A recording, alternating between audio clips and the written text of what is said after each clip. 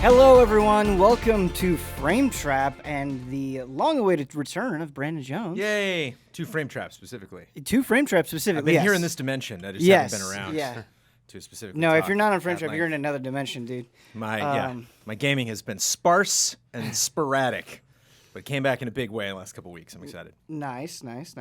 And Michael Damiani. Yo. Damiani, we've got some things to talk about, which I'm very excited about. Really curious to get your thoughts. But we will get into it. Before we go any further, Brandon, I feel like I haven't sat down and talked with you in a long time. So just how are you doing, man? I'm doing pretty good. I get to spend a lot of time at home with the fam. Just had a rough year. My son was in the hospital for a little bit for all sorts of varied reasons. I feel bad because some people have most of the info and they reached in. They're like, there's this one gap. What's that gap? And I'm like, the part I'm not telling you. And they're like, oh, okay. Because just for his sake, he's not, he's going to be 3 in a month and a half, but hasn't had a chance to really talk about this socially. And I don't want to put him in a scenario where he's like, whoa, a lot of people got a story that I wasn't really caught up on because I'm only 3. But he's super great. He's very inspiring. Amanda and I are doing great. Just tired. It was just wild, but got partners in crime to back me up during all of it. And so one of the big things, in terms of this show is there was a bit there I couldn't even watch movies because it was everything during the day was so dramatic. Yeah. And I would get home and I'm like, it's not even stamina. I'm just kind of not interested to have somebody spin a yarn. No, I'm I've good. Definitely, I felt that way for sure. Because doctors are fascinating people and the way the hospital worked, there's just so much that was interesting about it that my brain was just kind of spent.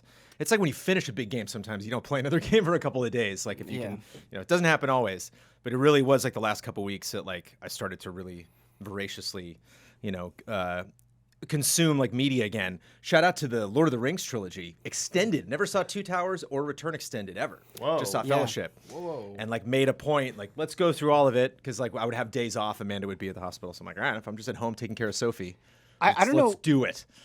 I feel like I've seen all the Lord of the Rings at least a couple of times, if memory serves, but I've never seen the extended, and I've always meant to. But it's cool. I thought everyone is. I know. I feel like everyone has had because I love those movies. And I had, Damiani, I had no good reason at all not to just make the time for it. Maybe because they didn't own them and they were on HBO, and I was just here we go. It was each of them was my Christmas present back when.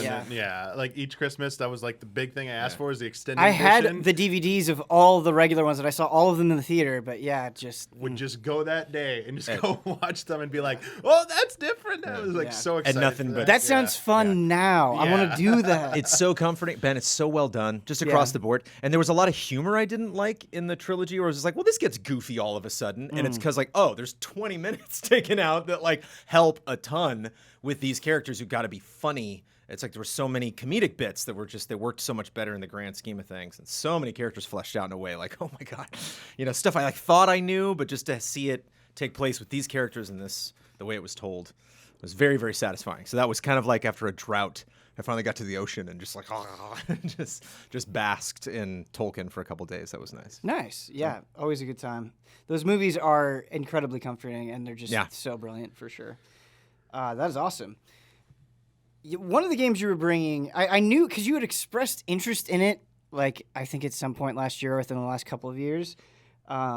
And it seems like maybe now is the perfect time to strike with Captain America Super Soldier. We're starting with that? We're starting with yes. Because I'm so curious. I told you, this is going to be a weird frame shot. Yeah. Okay, Captain America Super Soldier. I think we have to explain this because I bet a lot of people don't know this exists. I played on the Xbox 360. Yeah. I had to get a 360. This is not backwards compatible on any Xbox. Wait, you had to buy a 360? I had the 360 in the office. That was just my old. It was the latest model 360. It was the one that just has direct HDMI out. And Bossman and I talked about this for a long time. Not to evoke Bossman, but he gave me the actual physical copy. I was like, oh, I think I passed it on to somebody else who then gave it to me. And I was like, oh, well, clearly now is the time. Yeah. And he always talked it up. He was like, yeah, Chris Evans is in it. I guess everybody's in it. All the voices sounded, I haven't looked up the IMDb page, but it sounded very authentic. This is, because you remember we got Iron Man 1 and Iron Man 2. Damiani remembers those. Oh, yeah. And those were both bad. And then we never got a Thor game. We did get a Thor game. We did get a Thor game? Sega published the Thor game. There's a Sega one. There's a handheld, and I played it on Wii or something. Okay. Well. There was All definitely right. a Thor game. I got to yeah. track this one down and play the old Iron Man ones just to get a sense of kind of what the old days. Yeah, before early Fortnite, MCU. Before Fortnite. This was all really we could do. And something like, Ultimate Alliance 4, for all of its faults, is like kind of the best. In the, Ultimate Alliance 3, Lego but set. yes. Ultimate Alliance 3, right? Yeah. I think I'm waiting for 4. Felt like a 4.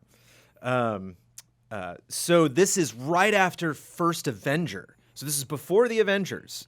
And what's really funny about the story is they were like, oh, okay, well, we set up, Toby Jones as Zola, and we set up, Red Skull, but there's like a lot of other great Captain America characters that we didn't get to. So let's just put them all in the game.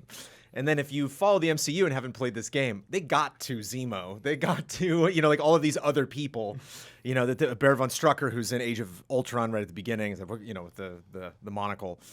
So they did eventually get to these characters in the MCU. It's just fun to see them all, cram them all in, along with like Iron Cross and Madam Hydra and all these weird Captain America characters. I'm like, I vaguely remember this from just sporadically reading those comics. But Chris Evans is Cap, man, and it's like, the way it was explained to me was kind of like Arkham in that it's like open world, it's like open building, where like you're in a really big structure, a really big map. You do a lot of crisscrossing. There is like a sewer that connects everything, so you do get to explore a lot more than the game is actually asking you to. And like time of day will change, and so it's neat to see like the courtyard change. Oh, there's a lot more soldiers here now. Kind of like how Arkham, especially Asylum, does that, where like it really makes you crisscross. And I don't know if a lot of Metroidvanias do that, where you like go back to a room and whoa, whoa. They think this wasn't that big of a deal, but now it's so crazy. Resident Evil used to do that a lot too. We're like, haha, got you. Now that you didn't think something was going to happen going back through there.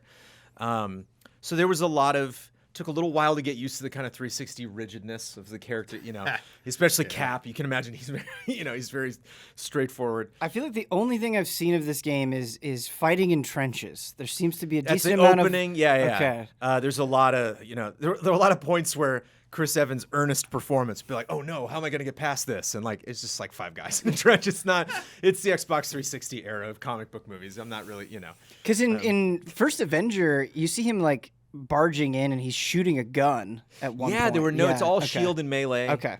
There's a lot of like blocking. So there's a lot of snipers, and if you block at just the right time, you can actually see the bullet. You'll like deflect it back and hit them. Is it round shield or is it like the classic? Oh, it's just it picks. What's fun is it picks up. Basically, if you remember First Avenger, he does this montage where he gets back. It's here for Captain America. There's like a whole proud scene where they bring the guys back, and then they're like, "Okay, Cap, we trust you to go." And then it's like montage, and it's just him. This takes place during that. It's and it actually seems that they're going to do some stuff with Zola that you're like, oh, they're actually venturing off. And by the end, it's like, nope, it buttons itself up really nice. And like Red Skull's like, we'll see you next time, Captain. And then that, you watch the rest of First Avenger and you know how that ends. So it ties itself up nice, but gets just extremely crazy. You can shoot stuff because you can weaponize certain enemies. So that's like L1 and Y will like grab them, and then certainly the bigger bosses you can like have them shoot at Red Skull and other things. So that was kind of fun. Cool. The combat was great. It was really fun.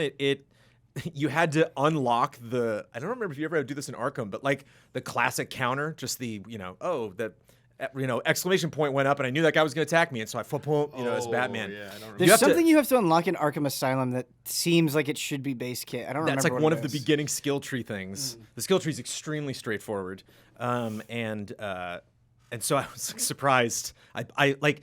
It's the kind of thing where like there's 3 and then 3 and then 3, and you have to unlock the first 3 to even go to row 2, and then you have to unlock all of row 2 to go down to row 3. And the last one of the first 3 was that counter, and I was like, oh, I've been playing Arkham Asylum without playing it for the last 4 hours because I couldn't like block Nazis coming at me, Hydra coming at me, but it's fun. You call back to Stark and Peggy the whole time, and it's as far as I could tell, it was their voice actors, of the original characters, the original Stark. And it really kind of scratched that itch of like it was really funny, and I know this is a stretch.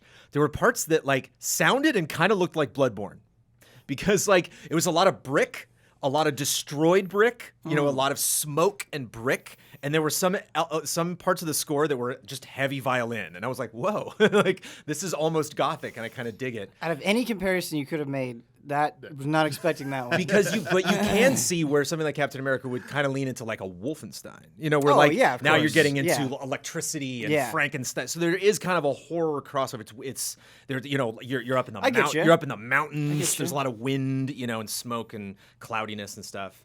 And it was just fun. And Evans he's always put his heart and soul into that. And I remember being like, we'll see how this guy does his Cap. And so many years later, it was like, clearly that is the human being that should have played that part. Yeah. And so it's kind of a treat. It slipped through the cracks, so rightfully so, because so many of these games that weren't, the Arkham series were just not great. Like, even Infinity, like when the Avengers came out in part 2, I was like, yeah, okay. Like, I like what Infinity's doing across the board, but that like campaign wasn't very interesting. Ultimate Alliance 3 had its issues, so... We've yet to really, I don't think we're ever going to get back to this like AAA, one character based $60 game that you would go buy because you're just curious about if they can pull it off. But they took a lot from the Arkham series and like applied it in a way that was very distinctly Cap. It was fun. Great Winter Soldier moment, who wasn't Winter Soldier yet, but great Bucky moment where he's being like brought to a cell and he's like, I'm telling you guys, you should just uncuff me and fight me, because if you wait, you're going to fight Cap too, and trust me, you don't want to fight Cap. And the shield like lands right in front of him and they're like, huh? And they turn around and Cap like knocks them both out. That's so sick. And it's like, you can imagine being Bucky being like, you're going to lose. I don't know how to tell you this. Like, trust me. I'm surprised as you. I didn't know he could be this strong, but I just met him, a couple months ago, and we're going to win this war. It's funny how things have kind of flip-flopped and just how much the world of licensed games has changed so dramatically, because it used to be like pretty much no matter what, come hell or high water, there would be a big comic book movie come out and you would get some sort of game every time, like clockwork. And now it's like with the MCU and all of these shows, I feel like we have a new show every month, but games are relatively few and far between. Yeah. And just to see that completely change is interesting. But a couple of years ago, I think it was 2 years ago, I played through the Deadpool game and liked that a lot. But that, obviously had its own kind of original story and stuff going on. But I've just been so into superheroes the last few years. Like, is this worth carving out time for? It is? It is if you're a fan of the MCU, because there's a lot of Captain America characters that have never ever been explored, and maybe will never be, because they're so specific to Hydra. They're so specific to World War II Hydra. And so it's neat to, like, one of them is Iron Cross, who's basically just a big walking tank. He's just a big like mech guy, and it's like and it's neat enough if you're actually going to dig up a copy. If you're like, I got a 360, but I'm seeing it's $20, maybe I'll order it.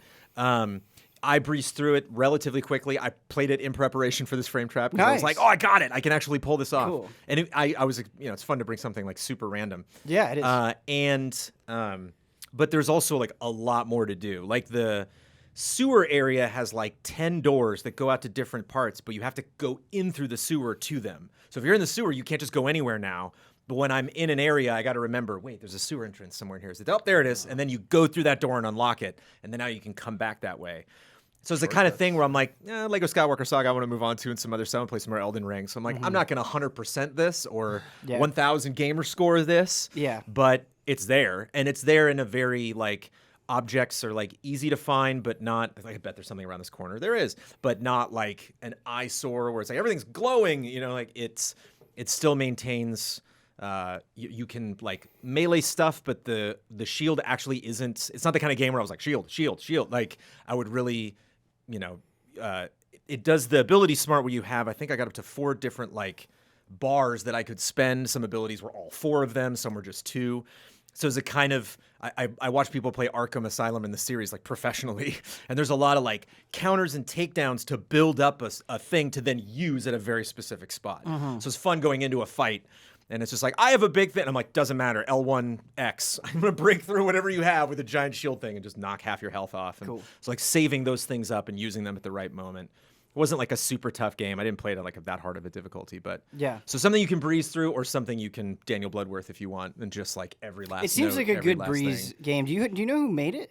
The developers? I think Sega also... We were talking. Did Sega do Thor, or did they all do all of these? Sega, at the very least, published Thor. I don't know who developed it. I think it's Sega, and I don't recall. No, I think it's like but it's some company that's like the game company. It's something like that. That's like the Dream People, or it has some name that just sounds like. I do not recall the other stuff that they did, but I would say Cap is at the top or very near the top of like favorite MCU characters, and so it might be a good palate cleanser for sure. I like Cap, like I like Cyclops. I like the leader characters. I like the characters that have these tough like moral quandaries, and so it's like I understand if you're like, is Cap an interesting enough character to carry a whole game? Like I get a kick out of it because I like that era. I like. It's fun in the MCU to explore someplace that's not super futuristic. That's like, no, this happened all before we were born. That was, so the Cap that we do now, this is all the stuff that he's, suffered through and went through. And I feel like all the old characters, his whole crew, Dum Dum Dugan, like they're all there. There's all the original voice actors. So I feel like characters can be like goody two shoes to a fault, where they're like goody two shoes beyond reason. But that's not Captain America to me. Like obviously he's very principled, but like the way that he handles the whole Civil War conflict and the way he kind of goes against the institutions that he fought for, I think makes him a good character because he's still on the right side of things in a lot of ways. I like Madame Hydra's like up on a platform shooting at you as like ads are coming in. And she says something like, I'm so clearly more powerful than you. And he's like, says the lady who won't come down and fight me herself. And it's like, yeah, Cap, yeah. It's like,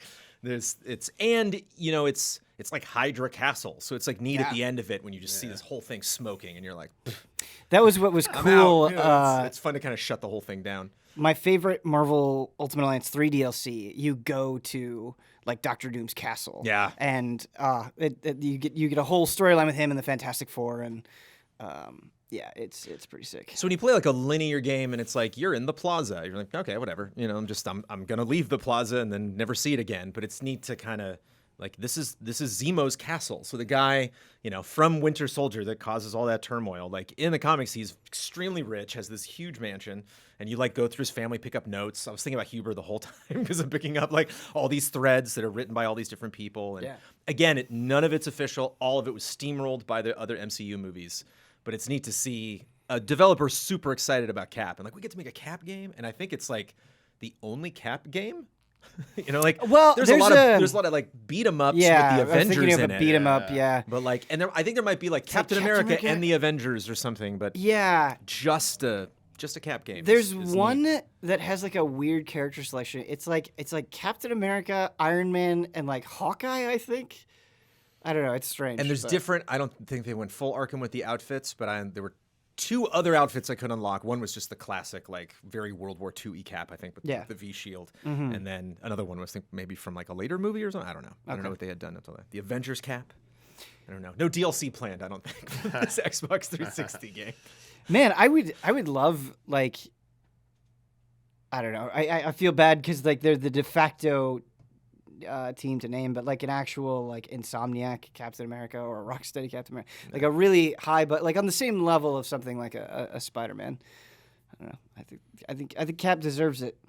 I want to go back. I played it a little bit, but the Iron Man VR game was kind of interesting. I want to go back.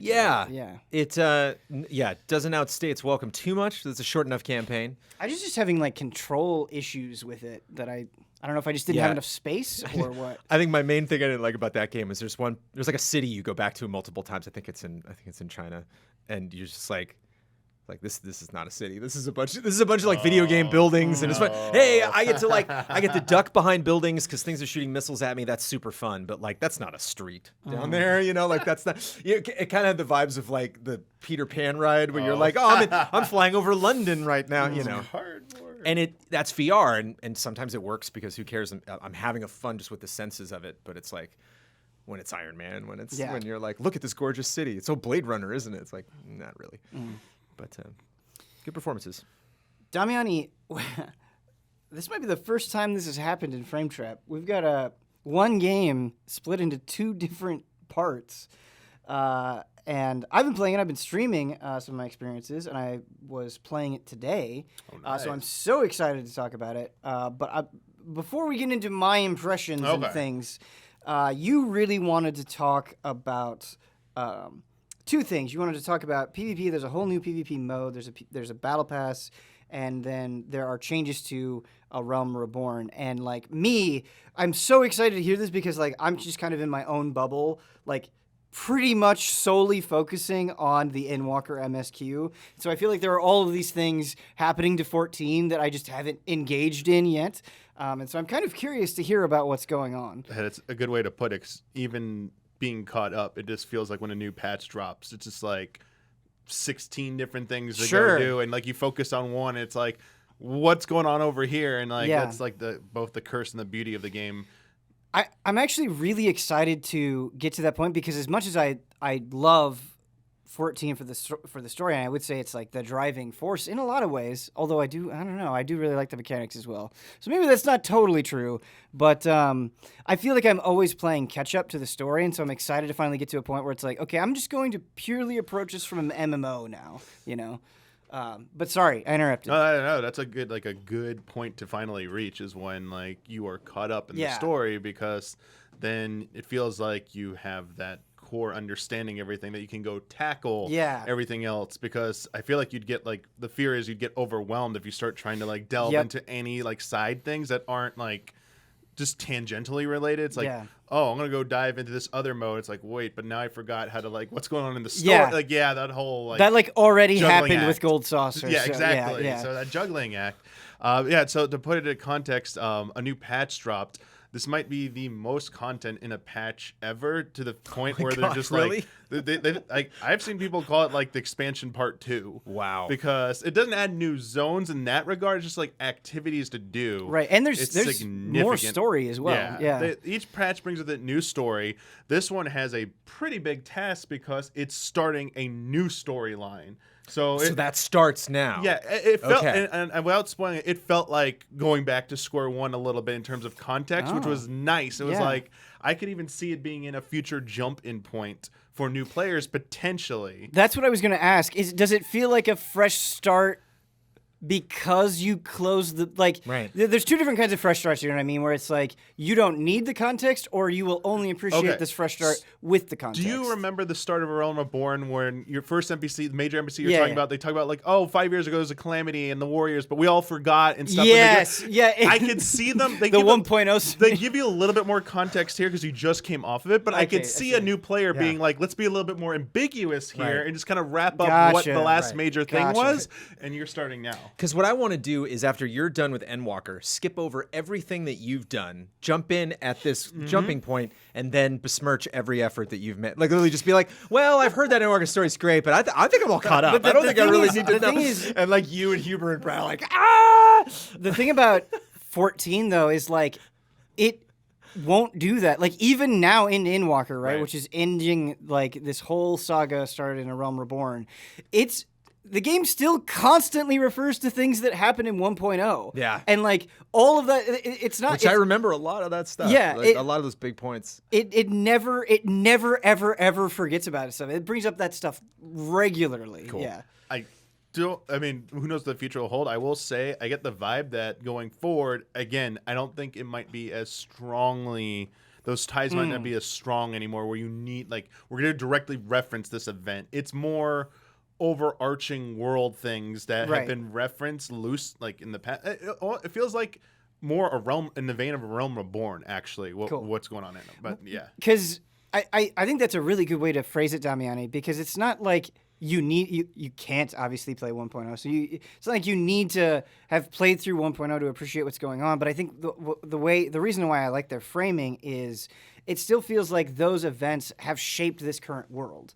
Right. And so I don't know what the end of Endwalker is, but I hope that you still get that sense where it's like, oh, that was still an important part of history, where it changed this land, it changed this culture or whatever. Like, it has a reverberating effect, I guess. Yeah. So besides the story, which we're not going to get into, which segment do we want to start off with? I forgot. Start with PvP, because you've been really, not just you, I feel like I've kind of seen a buzz for this new PvP mode, and as somebody who doesn't participate in PvP, I always feel like PvP kind of gets relegated to the background of the discussion in 14 a lot of times, and so I'm interested to learn why this new mode is so buzzworthy. I would say it's a lot of it has to do with it being just new, but it's also capitalizing on other games that are doing a similar type of structure. It's essentially like push cart mode where you have 2 teams of 5, and your objective is to push this crystal in the middle to the goal on the other side. And it's just a lane that like weaves, wraps around, but like it's literally each side is mirrored, so like each side's the same. And if you don't get into the goal, it's whoever who made the most progress. But it's it also has like it has 3 maps right now. Each of them with the unique things. Like one of them has lanes where you can go like a little bit faster. You can run in them. Some of them have environmental hazards. One is like a Bomberman stage where literally the volcano erupts and you see cross T shapes of like AoEs about to go up that'll just blow up down the whole lane. Nice. And it's like you're in them and you don't have defense. You're gonna go bye. One's got like a wind stuff where like tornadoes will appear, vortexes, and you'll get like whooshed up into the air and you'll take a lot of damage if you don't do something about it. But there's also a gamble because apparently there are spots where if you're on them, you get these chocobo feathers, black chocobo feathers, which will give you like a buff. They'll give you like a speed buff and like refill your like ultimate, like meter really fast, so you could use it quicker. And it's been. Oh, go ahead. You have a question? Yeah. Right. No, I always forget about this, but yeah, there are like separate skills for PvP, right? Yes. So this is. I always forget about that. Yeah, it's been this way since Stormblood. They ditched. To brief history lesson, up until Stormblood, PvP was literally all of your PvE skills plus like up to like 8 or 9 different PvP skills on top of that. So PvP was the most complicated thing, and you had to know how to play your job well and then use the PvP skills. So it was a little too. So when you're like running around doing questing and stuff like that, you have this whole other bar of like the abilities. So you're like, it's all sitting there grayed out because I'm not doing PvP. Exactly. Right like you couldn't use them. Okay. And then in Stormblood, they introduced like PvP hotbars. So like when you're not in PvP, you don't see that at all. Got it. And they simplified. They took the core jobs and basically picked some of the best skills that made the most sense. And one of the best things I think they did for the purpose of PvP is they turned like your AoE and single target 1-2-3 combos into a 1-button thing that just auto progresses with each hit. So you don't have to map out 3 different buttons. So like a lot of it was very self-explanatory and simplified so that if you didn't play this job like very hardcore in PvE, at least in PvP you could try it. Like I tried out like almost every job in PvP and enjoyed it, but I only play a handful of jobs in PvE. So now they've gone a step further. So to get to this new stuff, they've gone even further. It's literally every job has 6 unique actions, and then they have 5 common actions that everyone shares. And those common things are like sprint, shield, heal. That's like League of Legends. Purify, yep. And so you basically, and then you have an ult. So it's like you gotta just know 6 buttons, and like it's very simple. It's very fast paced. Like everything just goes off really quickly. And I think that's why. It also, there's a new reward system on top of all this. You're talking the Battle Pass, right? It's essentially a Battle Pass. They call it the session rewards because there's seasons for ranked rewards for the new mode, which is called Crystalline Conflict. That's the pushcart mode. Okay. And when the season ends, you get whatever rank you ended up. There's like bronze, silver, gold, all the way up to crystal. There's the platinum, diamond, and crystal. Once you get crystal, then it's like it's like ELO ranking. So like you have a score, and the highest score gets the highest rank, and there's rewards for that. But then if you just participate, it's like a battle pass structure. Like you have a series level, so you play enough, you earn enough experience. You hit series level 2, you get that next reward, and like every 5 levels is like a pretty decent reward. I mean, you could debate that, but like they're gonna have like minions, or this time it's a gear set that you have that looks like it's from frickin' like Elden Ring. Yeah. Dark Souls, yeah.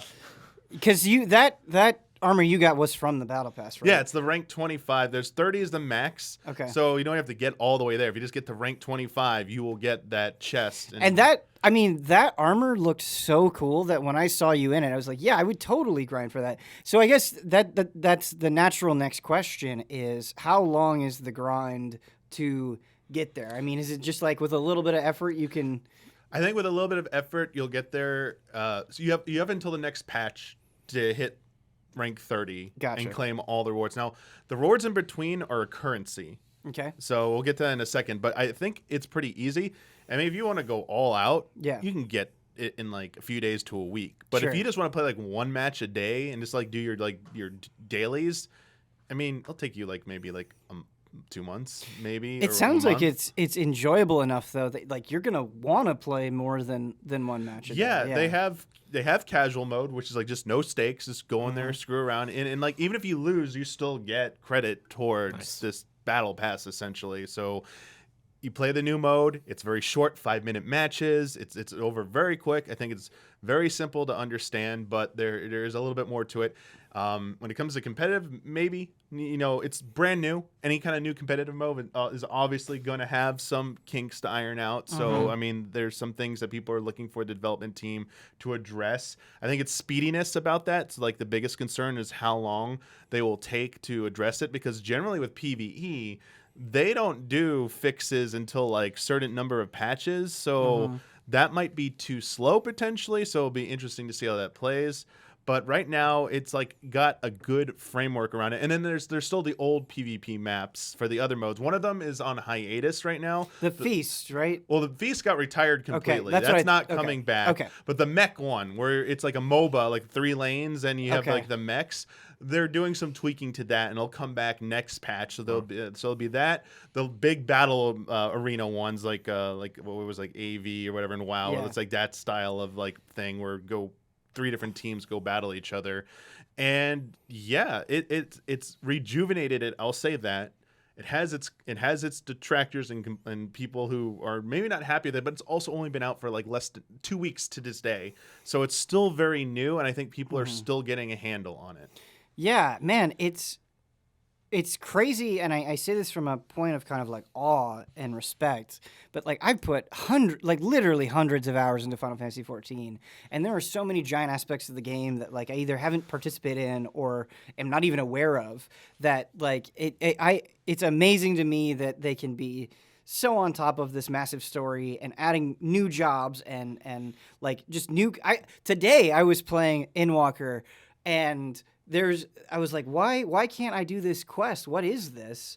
And I was like in the study hall essentially, and I went, and it's like, oh, you have to be a level 81 Disciple of the Hand. So it's like, here's a whole, the gathering, crafting, I don't know what it is because I couldn't do it, but quest line essentially that I would love to participate in, and like that's good motivation to go and engage in that stuff. And like, man, when I was messing around with Gold Saucer, I loved the weekly challenge log where it was like participate in all of these different aspects of this one side of this game, essentially this casino aspect of the game. Do chocobo races, do triple triad, do these, timed event things. And it was really, really fun to grind because it felt like they had a good roadmap and good variety built into that.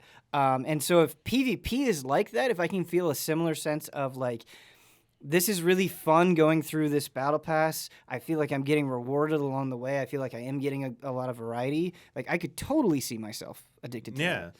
And the currency you earn, also you can spend it on rewards as well. Various different things, some that are useful for PvE, like you can buy materia, like high-end materia for like rating purposes. That was gonna be my question. Is there anything I can get PvE, even if it's like crumbs, just to have something to show for like the curiosity of trying something. If I'm strict PvE and I'm like, all right, I want to try this.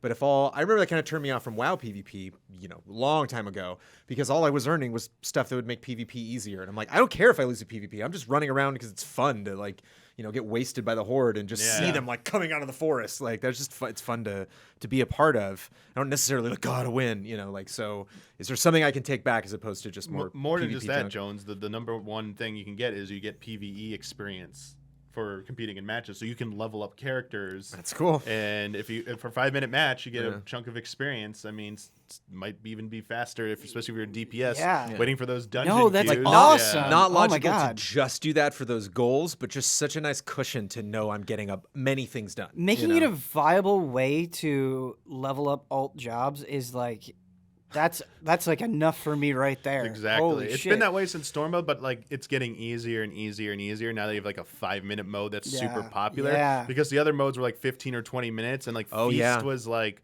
a little, like it was way more intense. I'll say this: Feast was more intense than this new mode probably is at this point. So most people want to do the casual modes, and having a casual option that's 5 minutes is perfect for this. And yeah, the last thing is they brought back a crossover event for the anime Garo. They brought back the rewards for it, and it was tied to PvP before. So these like Garo outfit sets you can get, in these 3 Garo mounts, these like these winged horse mounts with these god tier armor, you can get them again.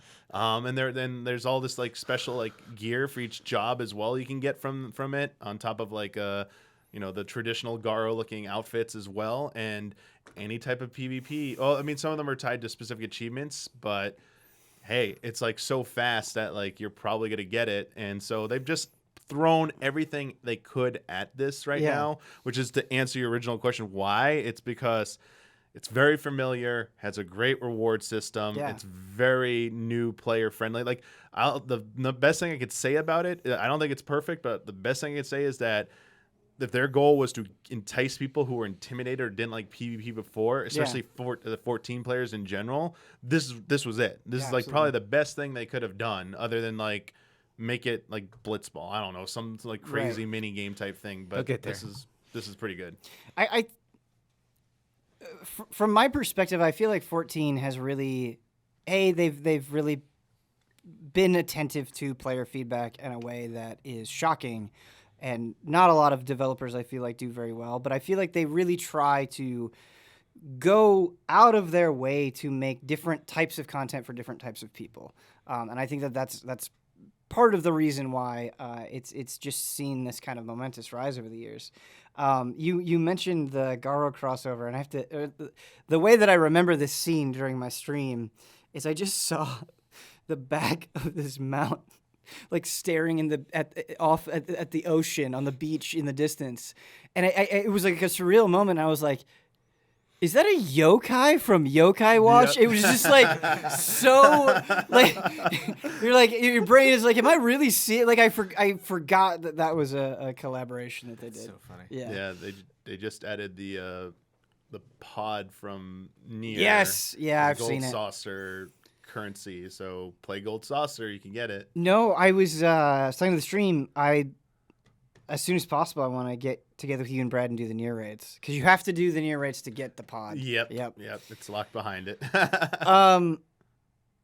So moving on, kind of into the next section of this first part of Final Fantasy XIV, A Realm Reborn received some changes, and my understanding is that these changes were to make it easier for players starting with A Realm Reborn, make that ride a little bit smoother, because you talk to pretty much everybody, and I certainly agree with this. Realm Reborn is definitely like it's sort of like the vegetables you have to eat to get to the dessert kind of a 14. Yeah, it's generally pitched that way.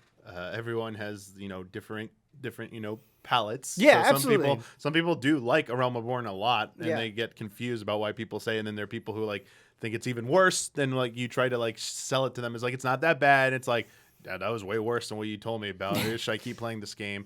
These changes, I would argue, these changes might even be more significant than what they did back at patch 5.3 when they announced they did that first overhaul of A Realm Reborn. That was more to address the pacing of the MSQ progression, I think, than anything else, to make sure that you didn't hit those terrible like level gates where you're like, man, I'm like, I'm on a level 44 quest. Oh, just jump to 49. Wait, what? Why did you jump like 5 levels all of a sudden? Like that's so fascinating, because like that just doesn't happen anymore. You know what I mean? Like yeah, it doesn't happen anymore. But back then it was a thing, because old MMO mentality, I guess. Right.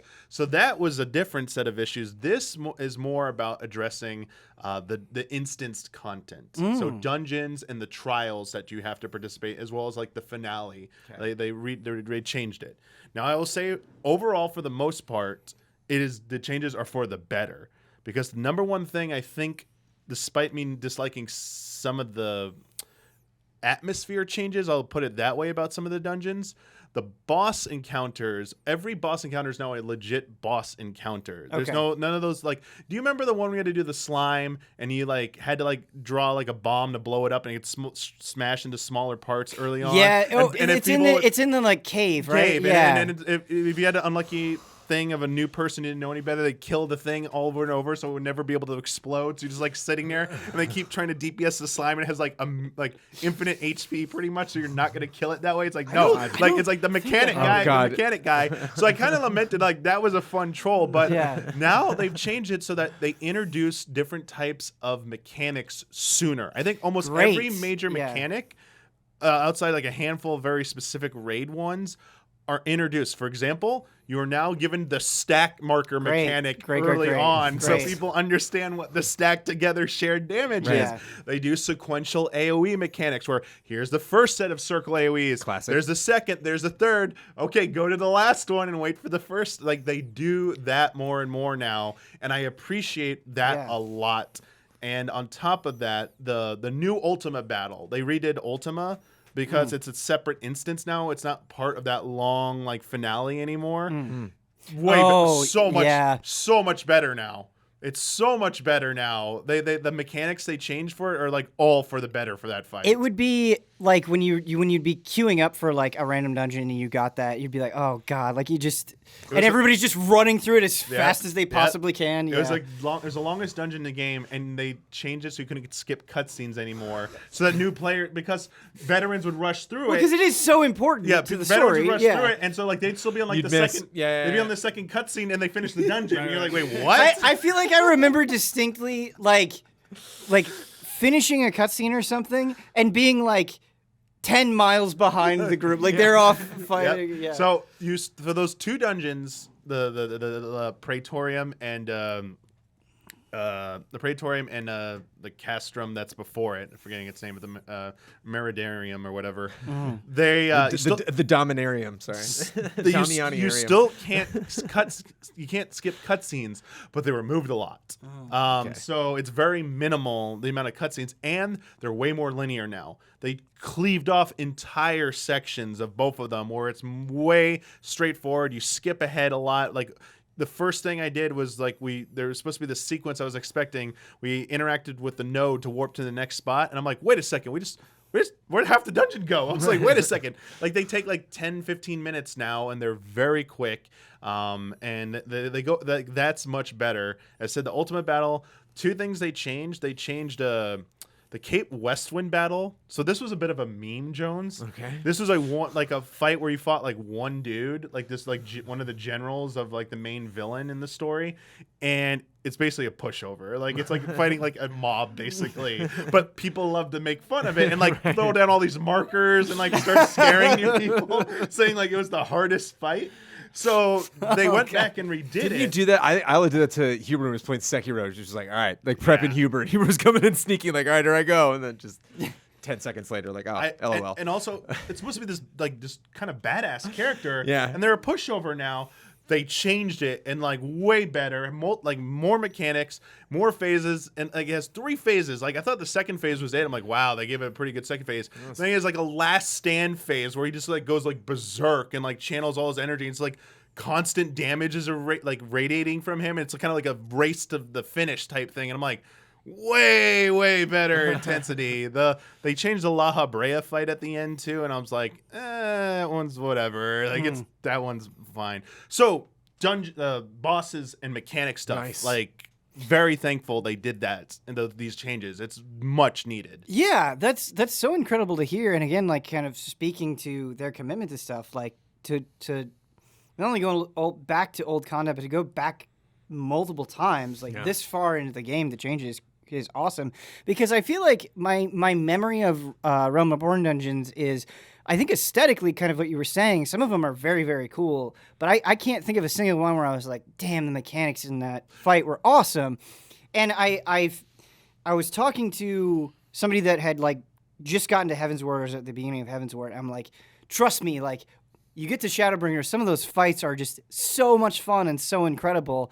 And I feel like earlier on in the game, you really don't get to experience that. And so if you can give that to players more immediately, I think that would really just help retention and interest and passion for the game. Yes. Yeah. The other change, which is mostly pretty awesome. Like I don't want to say like mind blowing, but like maybe slightly jaw dropping. is the graphical improvements. So they're rolling these out in phases, and it's clear where they put the attention first. The Realm Reborn MS, like the main story quest dungeons, all been overhauled visually. Like the lighting, it's just the lighting. It's just lighting. Yeah. The atmosphere. Like do you remember the Haunted Mansion dungeon, like in the middle of the thing? Yep. Just the lighting in it, it's such a different tone now. That dungeon's really cool. It used to be like kind of colorful and stuff. Now it's like morbidly dark with like just barely light coming through windows and stuff. It's like and like candles, soft light coming off candles to just bare. It's like, whoa. I was like, okay, this is like every dungeon kind of does that now. And I'm like, man, this lighting alone is good. And then like the enemy models, like the texture work maybe slightly improved, but like the models look a little bit better now that the ones that they're using in those dungeons. And it looks really good. So to their credit, man, if that's like just like the early efforts, it's gonna pay dividends when they finally can like touch up everything by like 7.0 or whenever they're aiming to finish it. Yeah, aesthetically, I really like that Haunted Mansion dungeon that you're talking about, like jumps to mind immediately. And I don't know when this happened. I think it was sometime within the last year. And admittedly, I don't remember. It's been a long time since I've checked which graphical settings I'm running on PC. But I have a high-end PC, and I still think in a lot of ways 14 is gorgeous, right? I still think the artistic direction is fantastic. I still think just the color choices and the like real world inspiration that they pulled in for a lot of the towns. Like Rods Han is like a gorgeous city. Like it's really, really nice. But just especially during those cutscenes, right? They do a lot of close-ups, they do a lot of camera switching, and you're just like, that is just a blurry texture. You know what I mean? Yep. Yeah. And so Crystal Xarth was the crystallization thing, without saying too much, was like one of the things people were like, yo, guys, where'd the budget go? Yeah. That looks pretty bad. Yeah, and there's just no, I mean, and, you know, this is an old game now at this point, and so if we can get to a point where, and they are working on it, right? I believe, if they can overhaul that stuff, I think that would be awesome. Yeah, they'll eventually get around to stuff like character faces, the new character models, because they were showing like how lighting is going to improve like how your character looks, but without radically changing it too much, because they know people put a lot of effort. into that. This sounds like just a scary thing to endeavor. You know, to clean up this game people are playing right now, you know, to the graphically overhaul. Yeah, like it's insane. It's you're like, remastering a game that's live. It's like overhauling a bridge on a highway when they do that. Yeah. Like you can't just it's like you got to do this while cars are still going and stuff. So it's like good luck. Yeah, I know, and it's weird because when you do have a game that's beloved by so many people that have been playing it for such a long time, like there are certain things that I think you inexplicably get attached to, like the way people smile, just the like flat to like. Or like the nod, right? Or like certain things that I think you kind of just you see them so much that you kind of get attached to, that you don't want it to be like so polished that you get rid of that charm, if that makes sense. Exactly. Yeah. I mean, and they said they're going to work with the community to get feedback on any of the changes they do. Right. And I mean, they got to get it right, because I mean that's one of the new things they also added in this patch is these new things called character portraits and adventure plates. Oh my god! So you can take like a selfie, tweak it and stuff, and then like make like a business card looking thing with all the different layers are customizable, and like that's one of the rewards you can get. The more like you do certain activities in game, including PvP. Right now, you can lock new frames and borders and stuff. And when you go up to a character now, instead of inspecting, let me see your gear, you see their new business card. And it like has like, it's like American Psycho. Yeah, and so like well, I mean, you can imagine character portrait people are trying to push the boundaries with like crazy poses and That's stuff. That's underselling it. But there's a little bit of an issue right now where a lot of like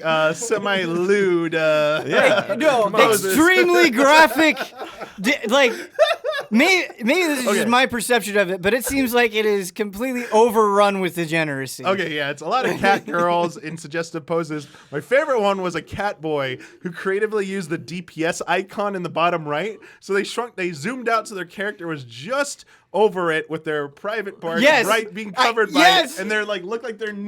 Well, it's like the sword. It's like the beginning of I was thinking of a slightly different one. It's like when the Wii first came out and everyone was making their Mii, and you just like look at a person like, is that a penis? Like, what am I looking at? Yeah, there's that moment on one was passing around Reddit, and everyone's like, it's that. big fan of creative expression through these games. You know, Yep, gotta foster that community expression. I will say though, back to the dungeon stuff. This is a personal preference, and I don't know if I'm so much. I think it's bad so much as like it's a lamenting the loss of something that people will no longer be able to get to experience. But some of the personality, I think, has been sucked out of the earlier dungeons from these changes. Sure, the lighting looks better, but the specific one I want to call out, the Thousand Maws of HOTTAKE. You'll remember it. Even if you don't know by name, it's the one with the green goop that if you walk in it, it like slowed you down and stuff, and there was like long streaks of it. Yeah, that sucked. But that was like kind of like a rite of passage, like you must deal with this. It's like now That part was just annoying. all it is now, that dungeon, they change it. It's giant, wide open areas with like overrun with grass, and it's just like very linear, straightforward. I So see. they cut off all the branching paths. You don't have to collect those like green orbs to like anymore, so you don't forget them. But they've done a few changes. Like Copperbell Mine's another one. They completely removed some of the like all the explosive stuff is just like right there in a room, and they cut out some of the. See, that doesn't bother me because my memory of Copperbell Mines is like one of the people that you were in the dungeon with knew where it was anyway, and so it's not like there was any effort in like That part of it's more like that one specifically. The boss changes. It was kind of like the one dungeon that had like again it had the slime fight. Yeah, it had a fight where it's like just a bunch of ads coming out. Like you didn't learn mechanics for that, but it was like stories came from that. I felt like it was part of like the old kind of style of charm for sure, and it's now gone. And specifically for like this again for HOTTAKE, for me, I think that was just a change for the worse. Yeah, that dungeon is so lifeless and boring now. Like none of like you used to have all these nooks and crannies you can explore on your first time. Yeah, you second onward, you zerg through it and stuff. And for zerging, it's probably gonna be faster now. Yeah, but there's no way to go back and play it. So remember, I asked about can we go play the older versions of the game? Yeah, this is the first patch where I like it. I legitimately now like. Oh, this stuff's gone for good. I can't go back and play the old dungeon. I'm like, oh shit, it's gone. I'm like, wait, can I get like a patch behind version somehow? I'm like, now I'm not joking. I'm like, I kind of missed that. Man, it is eerie how much of what you're talking about I feel like definitely crept into WoW, right? Where you would definitely have like contingents of the community that'd be like, you kind of took out the personality of this game, right? Like a lot of like Dungeon Finder was very controversial, where it was like you're removing the stories or just the things that like maybe weren't special from a pure raw gameplay perspective,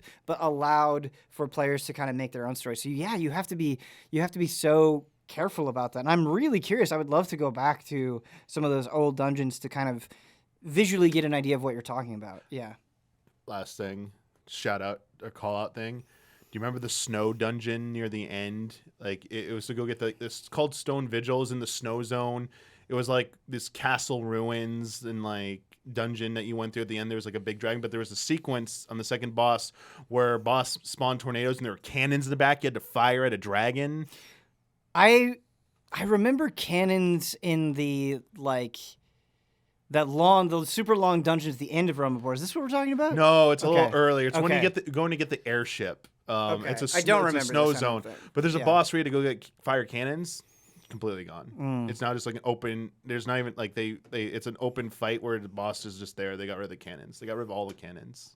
Did they change the dungeon where you have to lead the heads and like kill them on the switch? Okay, so that's Sunken Temple of Karn. Yeah. No, they didn't change it, but the lighting graphics are different, so it looks way better. Cool. That one was left alone though. That I actually like tried out some stuff. The bees can still do their final sting and one shot you, which is like okay, yeah. I think I remember getting fucked by those bees. Yeah, okay. There you go. Yep.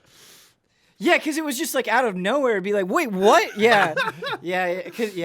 Okay. Sorry, Brandon, you had a question, it sounded like? Oh, no. Okay. I'm getting all caught up on this. Yeah.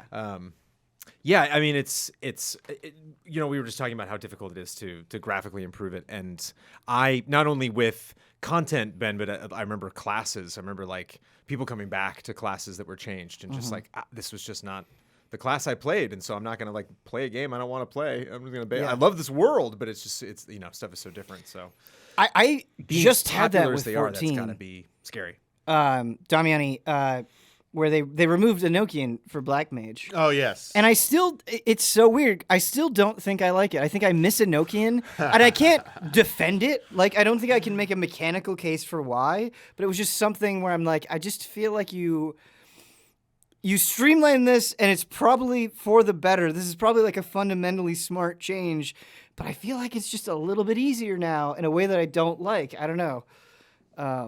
So yeah, you do. You get weirdly attached to things that maybe don't make a lot of sense. I mean, the wrap up my thing to go back to PvP real quick. Yeah. That's on a deep personal level. That's kind of slightly how I feel a little bit about the new tool set for PvP. I kind of lament a little bit of the loss of the complexity. Yeah. Like, I thought what they had before was a nice balance. I don't think it was that complicated. I think they could throw it in there and people would still like may take away one or two actions and like people would be having just as good a time. Yeah. But it does feel like I was having to put in more to get more out of it. And I kind of lament that loss. Sure. And while that's not PvE related for PvP, like it definitely is, but I get why they did it, especially for the new mode, because everything's always going to be balanced around their big competitive mode, their popular mode, and it's CC. So like, don't want to get into it too much because it's a little bit more technical, but the other mode that's active right now, Frontline, is kind of suffering from the new toolkit. There's clearly a handful of jobs that dominate right now in there, and like they got to figure it. Like meta's ruined everything. I don't envy the task of they have to balance because they share the same toolkit. So you balance it for that, but like no, then it changes it in the other mode. So like they're always going to balance it around this new mode. Yeah. So just and for years, since Stormblood, since 2017, there have been slight changes to the PvP toolkits, but like that had been PvP for like 5 years, and like obviously things change, but yeah, maybe it's probably just gonna take time to get used to the new thing. But like in my head, I'm like, I'll never forget you, old samurai kit. Yeah. Like, I'll never forget you, old dragoon. I'll never forget you, dude. And your range cheese. Baby. I can't wait 10 years from now, man. 14 classic servers going live. Yeah. The last thing that we're going to talk about in this first segment is I have been doing my first Nuzlocke challenge on stream, and it's been a trip, and it's been heartbreaking. I'm now on my failed 2 runs. I'm now on my 3rd run. It's been more difficult than I was expecting, but at the same time, I feel like it is. The long and short of it is, I was like, this is exactly how I want Pokemon to feel. And I feel like Nuzlocke is probably a little bit too hard and too restrictive for like the average casual Pokemon fan. But what I really value in games, and what I think it crystallizes with Pokemon, is I just want the cool mechanics that are there to matter, right? And I was thinking about it in Pokemon. I'm like, very rarely in the core adventure do I have to worry about like what type something is, because you can just get so strong and experience share is so ridiculous that it's like, if I'm super effective against it, great. If I'm not, I'll still steamroll it, and you can, like, you don't really, like, you can just kind of get your perfect team where it's like, okay, I can just keep running around and catching stuff until I get this super powerful psychic type or whatever it is. And for those of you who aren't familiar, the way Nuzlocke works is if your Pokemon faints, you have to get rid of it. And you can, in each area, right, including your routes and your caves and so on and so forth, you can only capture the first Pokemon that you encounter. And this is really what I want to focus on, because, like, if I was playing, so I'm playing LeafGreen, which is a Gen 3 remake of Gen 1. If I was playing normally, right, and I would capture a Rattata, I would throw that Rattata in the box. I'd never think about it again. I just wouldn't. I just don't care about Rattata. I think there are a lot of other Pokemon that are prioritized on the team. But it's like, when the Rattata is your only option, suddenly you're like, okay, what moves do you learn? And you're looking it up, and it's like, okay, I want to get here. That'll be really powerful. What nature are you? Because you're the only thing that I had to rely on. What stats are going to get boosted and which are going to take a hit, right? And you're just thinking about it in a way where you're like, okay, well, how is this Rattata gonna do against, this dungeon or this gym leader? And it's just you're actually being forced to engage with the mechanics that are there in a really, really, really fascinating way, right? Where it's like, oh, like, I'm poisoned. I have 3 Pokemon. I cannot afford to lose this Pokemon to poison, right? And so suddenly status conditions are this big part. And, it's not that they don't matter at all in basic Pokemon. I just feel like they're given kind of this priority in a way that, like, just honestly and truly makes the game way more engaging. Yeah. Yeah, this is the type of... So I'll admit, for up until only recently, I didn't know it was called Nuzlocke. So when someone brought up on a friend code or something, like, what the hell is Nuzlocke? Sure, right? So, like the naming of it, like, it's like always been interesting to me. But like this type of... People have been doing this forever. Like this, like kind of like forced challenge on yourself when a game fails to give you that type of difficulty. Right. Unfortunately, like with like Nintendo, it's like they don't have like a modding scene because it's not really that like. I mean, you can through homebrew, but it's not as conveniently as available. It's like a PC where people can mod in these modes. But this is something I agree with you that I wish games would push for. Maybe putting some of these types, like when they think of difficulty, this is what I think of. It's not necessarily as like crank up the HP levels and like crank up like the like you nerf your damage you do. It's like, how can you take the skills you learn and you've mastered on like any current difficulty you play through and apply them to something more challenging? And the thing that comes to mind for me, aside from Nuzlocke, is like Resident Evil games just having randomizer included with them. Mm-hmm. Like test how well you really know how to play this game when like, sure, you memorized the whole map, but like can you figure out how on the fly, like how to like change things up if we did that? It's like less about memorization and I know the whole game and stuff and I could roll through it if I just power this versus you actually have to think for once and like actually invest time in what the game was trying to get you to, like the whole concept of the game, which I agree with you that Pokemon's kind of like, I don't think they really care too much about that anymore when you're just like playing the main story. They're like, no, this is supposed to be fun, casual, but there are people who've been clamoring for, I wish Nintendo, or sorry, the Pokemon Company and Game Freak would just give me something, an option to be a little bit more challenging and stuff in every game. And when they don't do it, this is what comes from it, self-imposed challenges. Right. I just feel like this self-imposed challenge has kind of like unearthed it's allowed like basically only the good bits of Pokemon to come forward, and it's you kind of touched on it in a really interesting way where it's not about making it harder in a totally artificial sense, right? It's not like no one wants every Pokemon they fight to have like 1,000,000 HP or to like run into their first gym and have the Pokemon one shot everything that you. No one wants. I mean, some people probably want that, but by and large, that's not really like the point that I'm trying to get at. It's just like you just want to constantly be making decisions that you feel like matter. That's it. And I feel like modern Pokemon games are by and large like I'm just kind of sleepwalking my way through them until, like in Brilliant Diamond and Shining Pearl, like you get to the Elite Four or something where it's like, okay, well, it shouldn't get to like,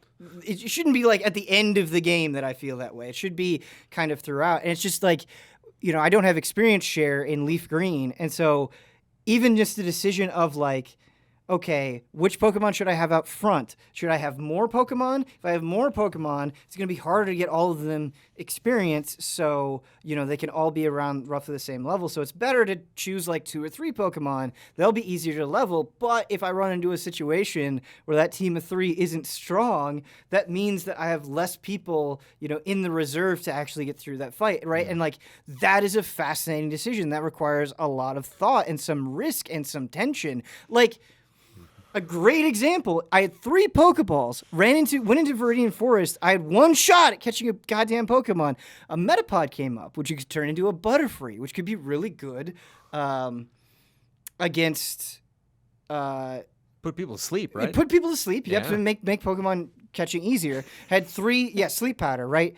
Had 3 Pokeballs. Never in my life have I sweated catching a Metapod. Never in my life have I ever sweated catching a Metapod. You have to try it if you haven't. Yeah, never. It's liberating. Never. And like it was like it felt like an event, and like I threw that last Pokeball and I pushed it because I was like, oh man, if I crit, I'm going to kill it. I didn't crit. I got it in the red, that last Pokeball. And just right at the end, it got out. And it was heartbreaking. My heart was broken over a Metapod. That has never happened to me in Pokemon before. And so, I think when you're a super young kid, right, and you're just learning Pokemon for the first time, right, maybe you're not as familiar with RPGs, the magic of Pokemon is palpable. As you're learning everything, as you're figuring out what types go up against what things, and finding that rare Pokemon, that's really, really exciting.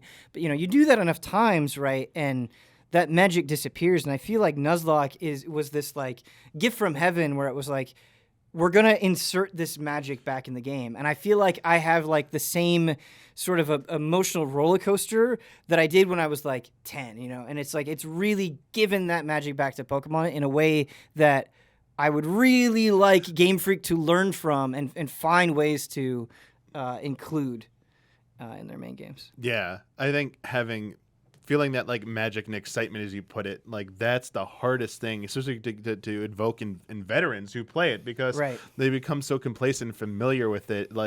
Everyone says what's that one game you wish you could forget and go back and play again? These are ways that you could sort of evoke that too. Sure, yeah. It's the simplest things will feel intense, and you'll feel emotional about them again, instead of instead of feeling I don't know, cold or matter of fact. I expected that. Well, okay, here's the first route. What kind of bare bones Pokemon I get here? Where it's the early game, it's no, this is pretty intense, and I think to put a little bit more faith in the average player now, it's also.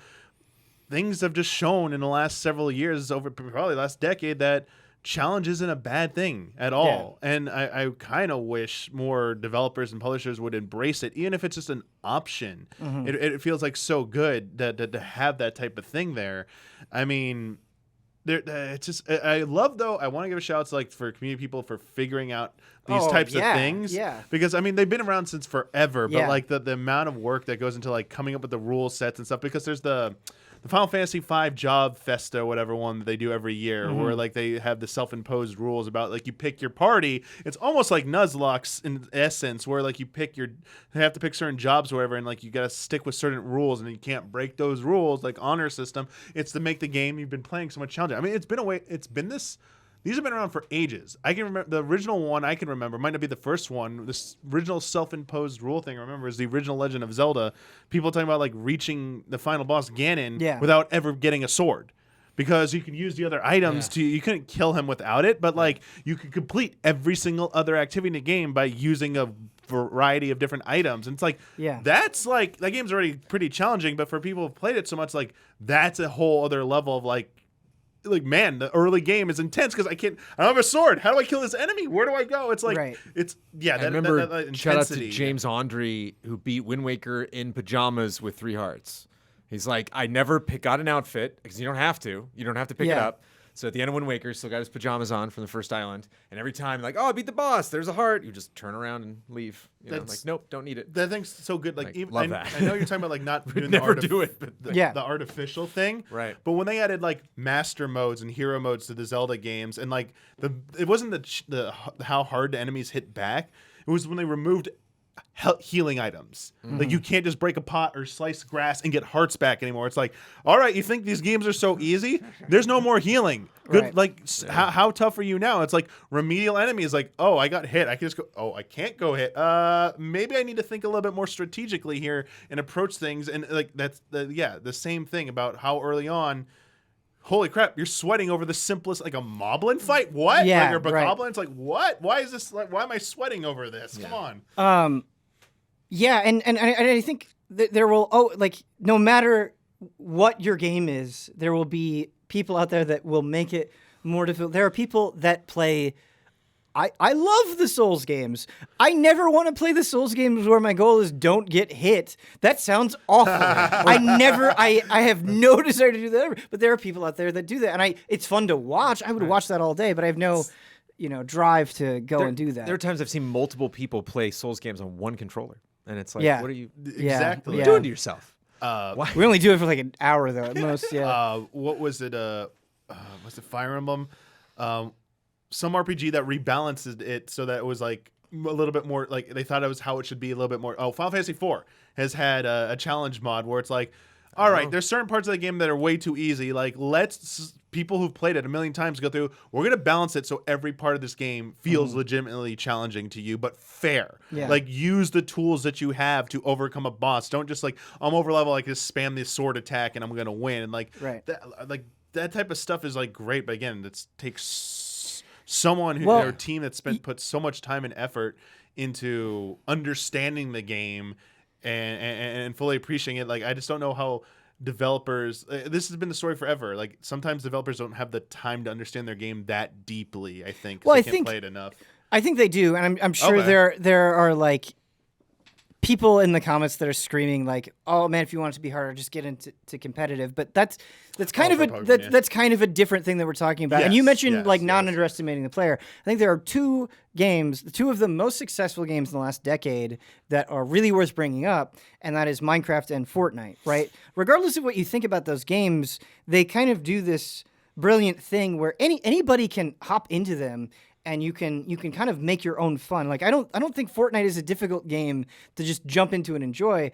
But with either of those games, the more that you play them, the more that this depth is revealed. And it's not like you don't have to do like crazy fan challenges, right? Like there is innate complexity that you can kind of just keep digging at naturally. And I think that is the mark of a good game. Like, yes, there are always going to be people that do crazy challenges, but it's like, the mechanics that are in your game, do they really get a chance to shine in an obvious way that kind of everybody can appreciate? Yeah. I think one of the big things for me with Pokemon, just from my limited experience with the franchise, is like, please give me just really tough opponents that are just around. Yeah. You know, like if I'm going down, it's like, I'm by the beach. This is really fun. Haha, beat you. That trainer's over there. Who are you? And it's like, you're not ready for me yet. And it's like, yeah, I am. No, I'm not. And just like, come back when you finish the game. I'll be here. And you're like, oh, cool. You know, so you just start to pick up, like, what's their story? Who's this? And there's just all vets that are just around. And yeah, you're a cute kid playing Pokemon, but I was you 15 years ago, and there's maybe something I could teach you. Would also be fun if, like... I love that. That, like, just never happens in Pokemon. I think it's more work that we can expect maybe Game Freak to do on any given new gen release. But, like... So much of that game to me is like, I went to this game to get a very specific piece of information back to me, but the game never like noticed what I was doing. So there's nobody ever, hey, I noticed you have that Pokemon. Do you know this about them? Like, there's like, it'd be neat if like, yo, pick these 3 Pokemon. And you're like, I want to pick that one. And the trainer's not just like, great. But it's like, fire type, fascinating. Why? And you're like, oh, because I want to do this. Well, if you want to do that, then do that, you know. So just to give me a little more lead in that, like, you have flexibility here, that that Rattata can be good for you if for just this one specific thing. Right. There are so many great series that go through all this on the web, but. You remember when we talked about Kirby on Frame Trap and how impressed we were with the way that it handled difficulty, where it had all these things that you didn't have to do, but you got a little bit of an extra reward? You could so easily implement in that Pokemon. Like, imagine like going into a gym and a guy is like, hey, you can beat this gym however you want. And like, if you do that, that's fine. You can continue with the story. Great. You'll get your badge. Yes. But like, imagine if it's like, or you could try to do this, like you can only use one Pokemon, or you can't use this type of, you know, I'm spitballing here, but some sort of little optional thing where starts it's like, a clock, 5-minute clock once you fight the first guy. You know, sure, like, anything, and it's like, hey, we'll give you some more money or something, or like a special Pokeball or something. Please, anything like that would be great. I mean, it'd be perfect. I'd trade off all those countless remedial trainer battles along every freaking route for like one or two of these types Bud of catcher encounters. Jimmy who throws out a Kakuna and it just hardens for 7 turns. But how 6 great, of them too. How great would it be? Yeah, exactly. Next Pokemon game comes out, you beat the first gym, and you're like, this feels like every other Pokemon game. And you walk out, and you're gonna go talk to your friend, trainer, or whatever, and some dude like pops out of the shadows. Yo, you're like, what? And you go over in a cutscene like, you heard about Nuzlocke? You're like, what? And he's like, here's this mode if you want hard mode. Come back to me when you're ready. And he's just some guy in the, by a trash can. Yo.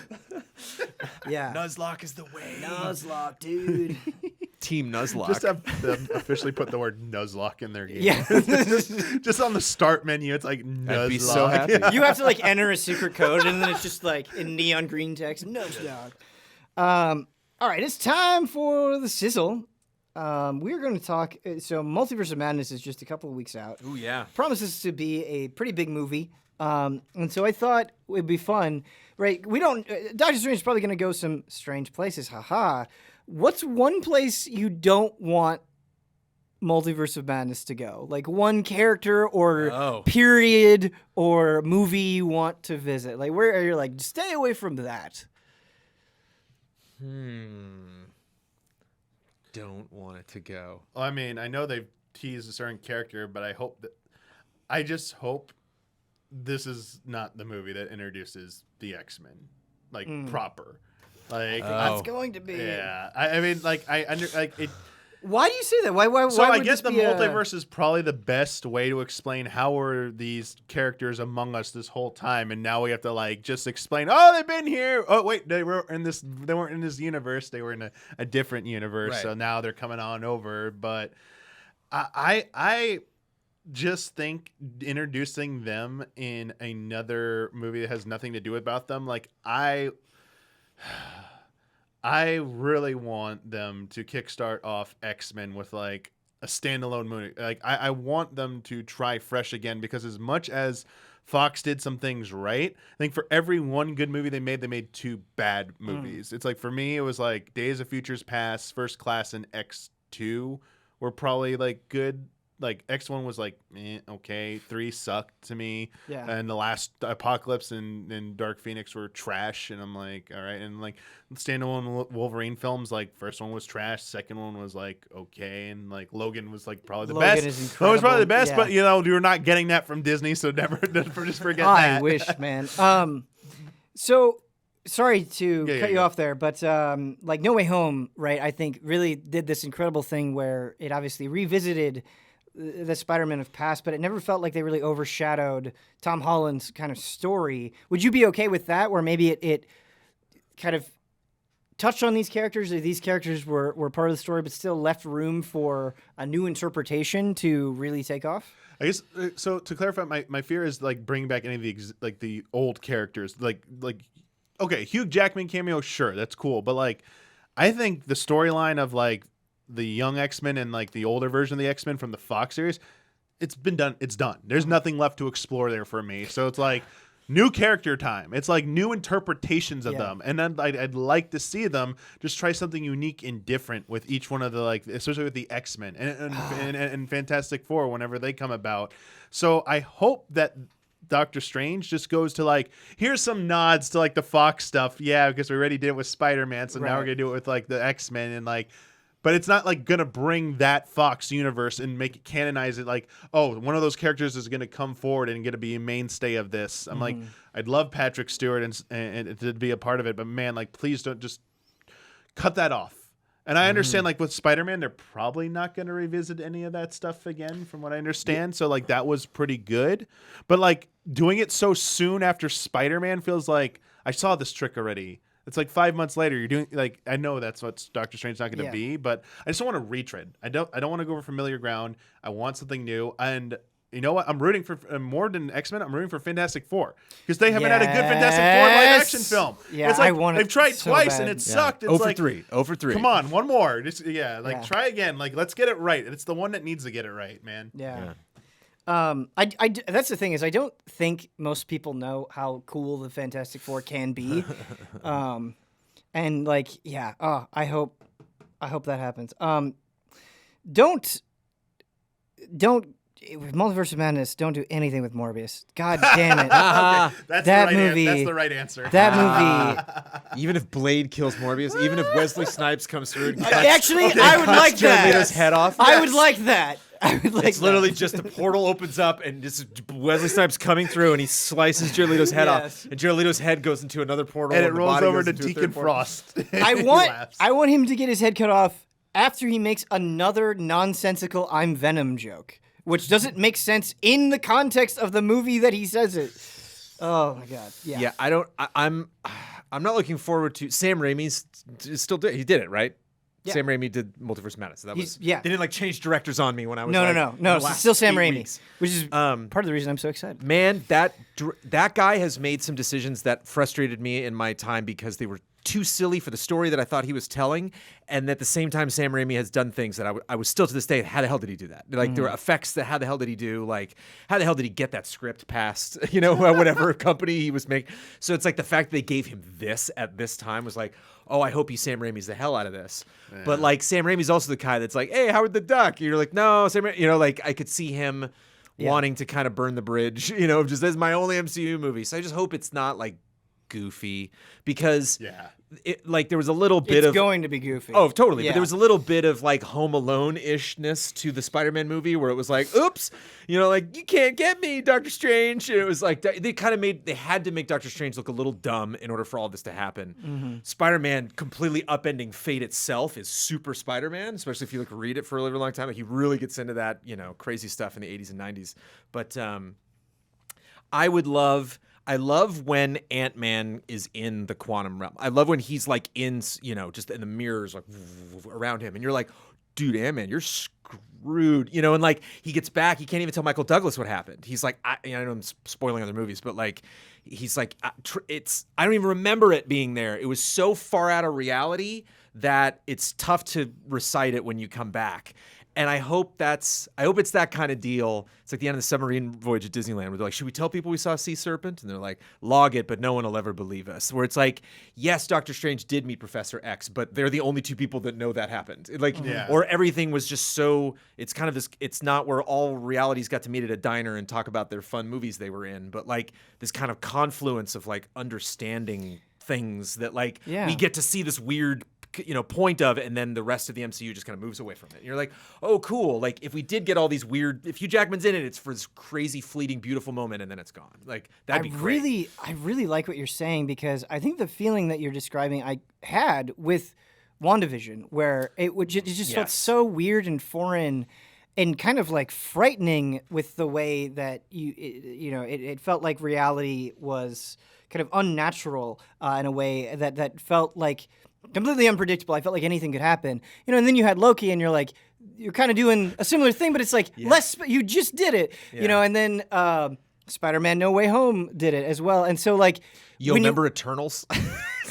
Like that's going somewhere, I presume. And that kind of dealt with this much time, but it feels like 2 days, but it was a long centuries and on. No, you bring up a really good point where like me seeing this movie, like even Patrick Stewart, like it's awesome. I think the character is great, but like I'm like, you've kind of already cashed in on this chip like super recently, and so like a crazy crossover is not like enough on its own anymore. Like this is going to have to be a good movie and be a good story. I'm worried about the substance here, because for me to put more in perspective where I'm coming from.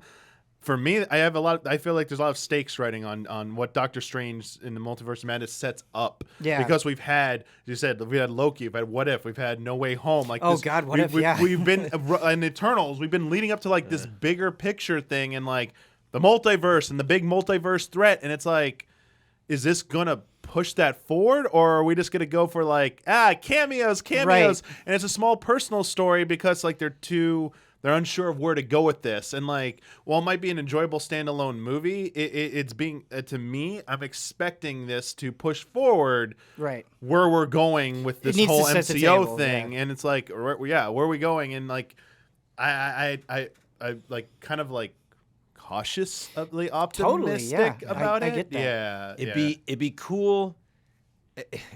It'd be really neat to even suggest things that I'm like, that's not even a cameo. That's great. It's kind of what like WandaVision was hinting at in parts, and then was like, oh no, you didn't quite do the thing we all thought you were gonna do. But like, it'd be neat if like Professor X sees Wanda and is like, or she sees this vision of Scarlet Witch and is like, what am I looking at? And it's like, this is a version of you that almost was in this world where you weren't, but should have been, the like, you're in the Avengers? What's that?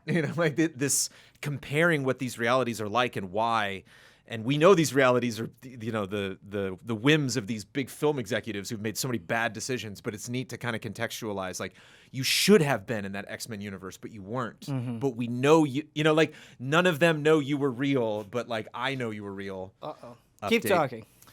Professor X is the kind of guy. There's so many moments, the great moments of Professor X and the X-Men where, like, he would go on a cosmic adventure and then come back and Scott's like, hey, Professor, what was that about? And he's like, Scott, I don't have the time. Let's go fight Magneto again. And he just had to shrug it and be like, no one will understand this. Exactly. I'm watching the cartoon series from start to finish, and just finished the Phoenix Saga, where it's like, he's getting like messages from like aliens in space, and like I can't tell you, Scott or Jean, what's going on because like I had like all these psychic barriers, and like my evil self came out, and like evil Xavier, like I'm like, whoa, where's like these concepts? But like his stuff sometimes and that is like pretty insane. And like the thing I'm seeing with like the X-Men cartoons, because I mean they do something different, is I there's so much potential there to do, these stories for them. Like I guess not an analogy,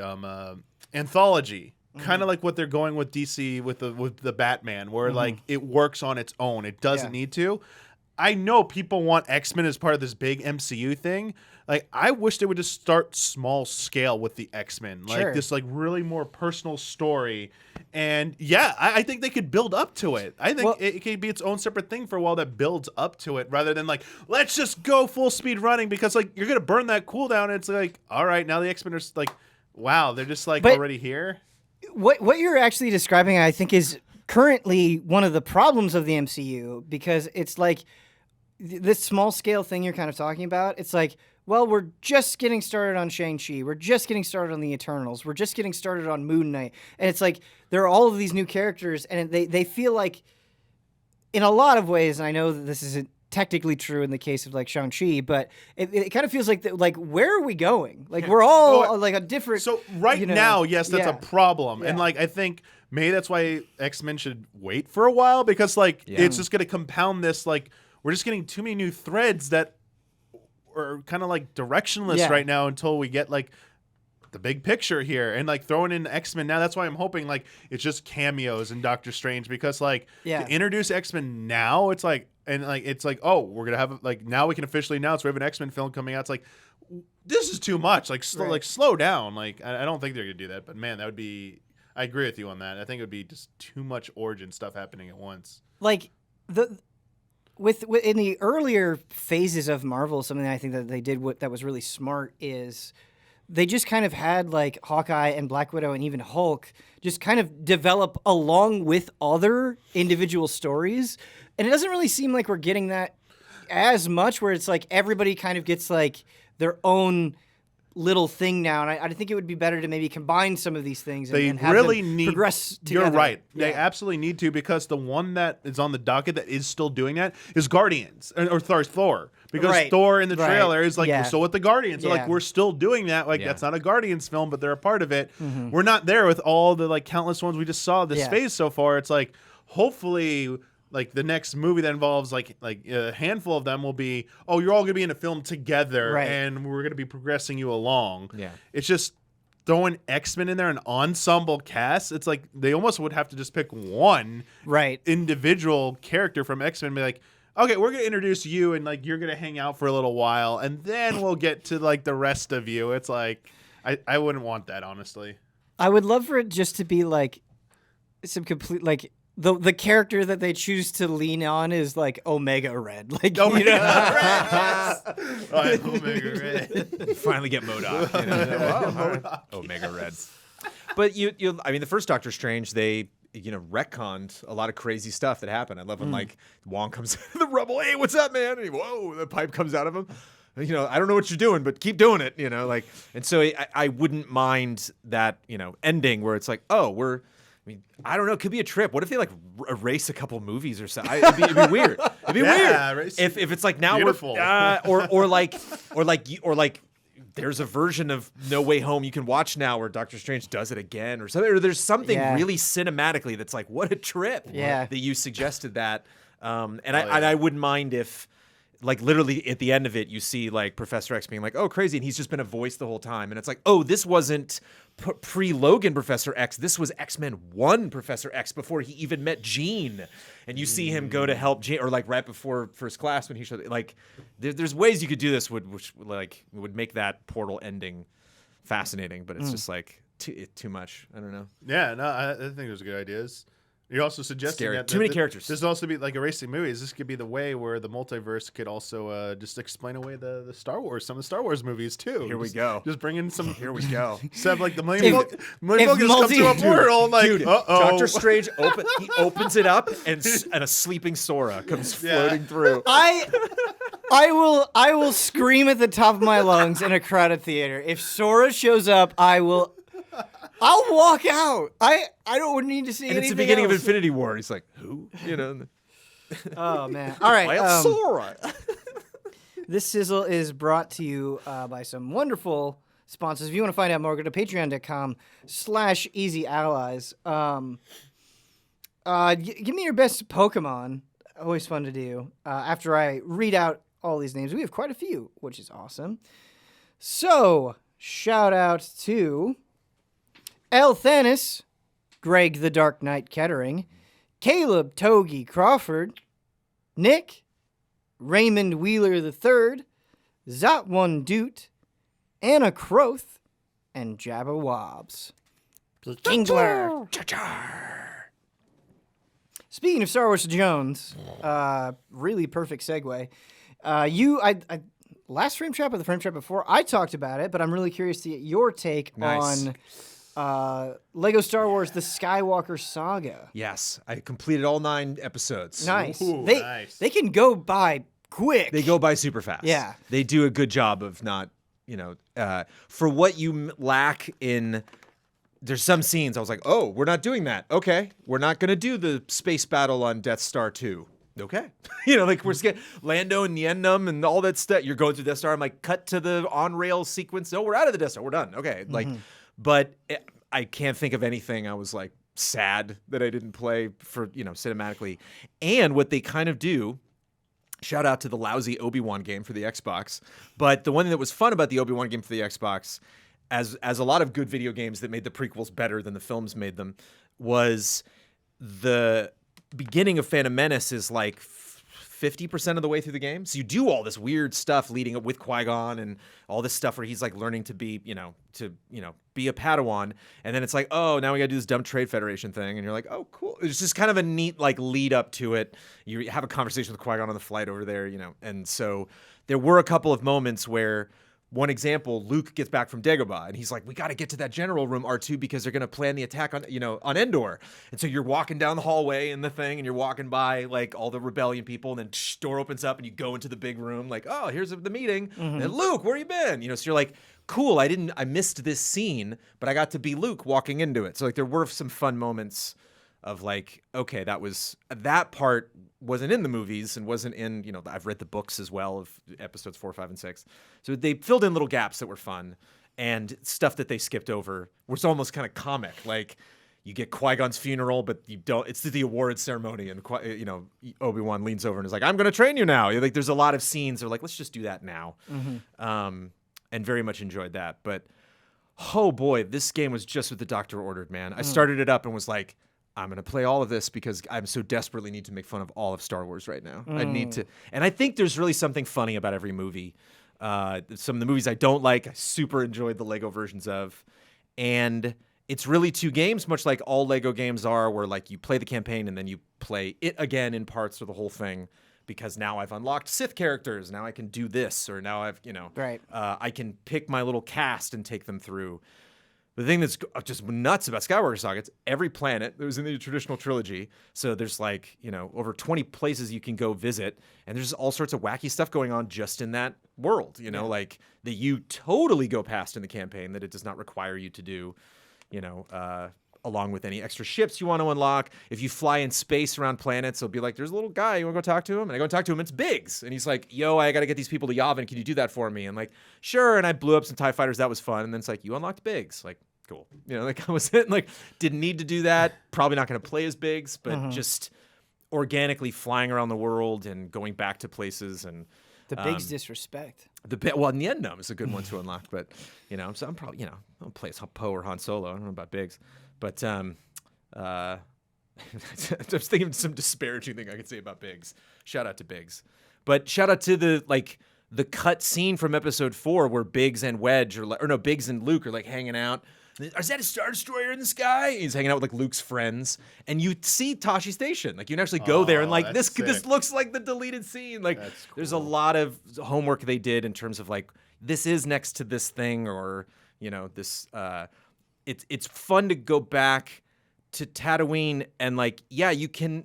There's one cavern that it's like I think this is the Mandalorian cavern. When Mandalorian like goes in and you see the things jumping over his head and he's like, oh, like in the first couple episodes in season 1, I'm like, I think they're gonna do a Mandalorian thing here. Walking around as the Mandalorian outside Mos Espa doesn't feel weird. Like it feels like you can kind of tell all the stories at once. So free play's fun because it's like all of 9 episodes all kind of happening simultaneously. And there were planets. I'm like, what is that planet gonna be? Oh right, episode 9 introduces like 5 new planets. I forgot. So it was neat having the world kind of come together that way. And like I said, just mocking all of it, really none of it's sacred. It's all super goofy. It's really nice that when you pick Mando, he has a little Grogu that is following him around. That closes up if there's action, that you can like, you do damage to things. And yeah, I feel like with the Lego games, they're kind of impossible not to have some level of fun with. And it seems like that they make it very obvious that like that's the kind of headspace that they want you to be in. Like as you, I think, really did a great job of pointing out, there is this obvious reverence there, right? And there is kind of this like kind of delving into the entire breadth of Star Wars that is impressive, but like they make fun of it too in a way that feels like actually clever, right? Like it's not just like fart jokes. It's like there are physical and visual gags that feel like they kind of blend in pretty seamlessly to like in addition to actually recounting these stories, I think. Well, there's like it's interesting because this one of the issues with watching 1 through 3 and then 4 through 6 and then 7 through 9 is they're all made by different people in different eras, and they're all different things wrong with them in terms of the special effects and design choices and stuff. So like having one company do all 9 is something that I dream of now as a Star Wars fan. It's like it'd be fun in a decade or so. Let's just start over. Let's go back, do episode 1 first, and like make it work. Like have not the same director or writer, but like try to make animated if you have to, but do it in some way that is uniform, so that we're not freaking out about weird special effects or characters being older or younger than they should be.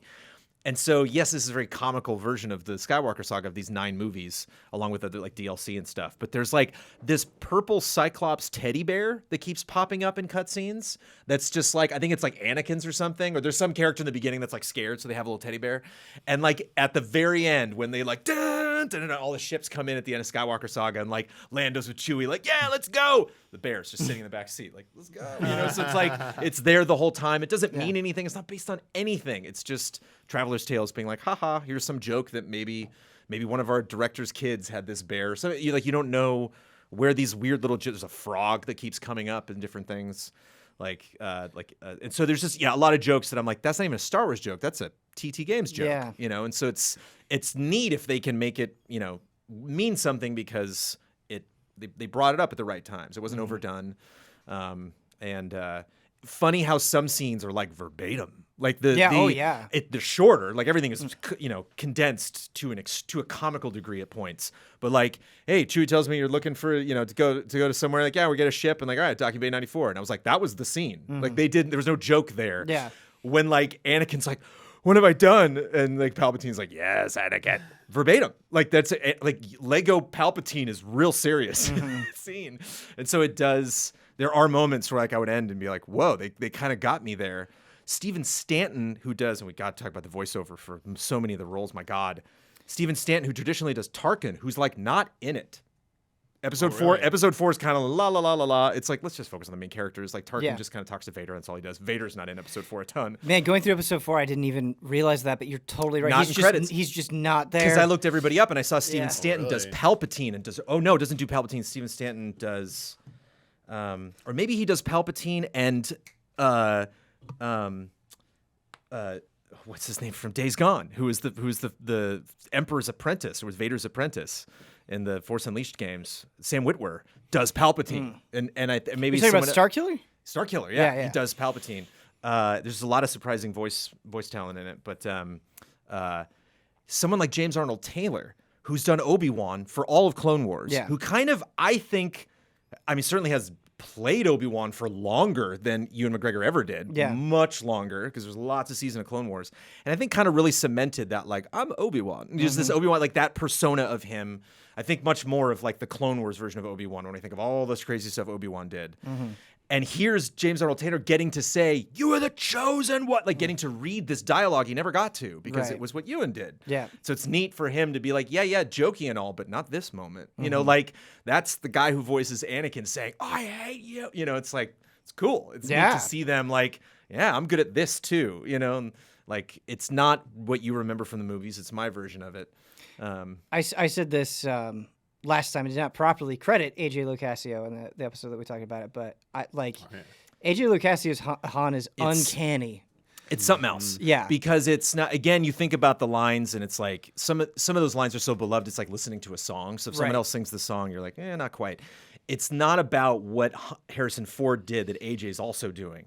It's what Harrison Ford never did. Yeah. And AJ's like, yeah, but in one scene, I'm not going to spoil the jokes that they do, but the scene is so, I was like, I had to put the controller down. I was like, AJ, you're killing me, man. But it's, we're all fine here. We're fine here. How are you? Yeah, and you're like, we're fine. And he's like, I ordered you a pizza. Is that pizza there yet? And he just goes on and on. And I'm like, was this improv or what? It's him and this guy playing the British, Empire guy. So and they good. just, for longer than the original scene. And I'm like, God, that's such a funny thing to do with that scene, with that moment. And so many great bits of him just like, I don't know, at Empire when he and Riken, who's the general who's like, I hate to lose you, Han, but if you got to go, if Jabba Hutt's on your tail, you got to go. Right. That's the guy that travels with Han as they're looking for Luke. And Han is just riffing on him the whole time. They hear the Wampa, and Han's like, what's that? And he's just like, oh, yeah, we got to get back to base. You don't want to deal with Wampas. And like, just all these other gifts of, when I got to episode 7, and I was like, oh, AJ's going to play him. Oh, no.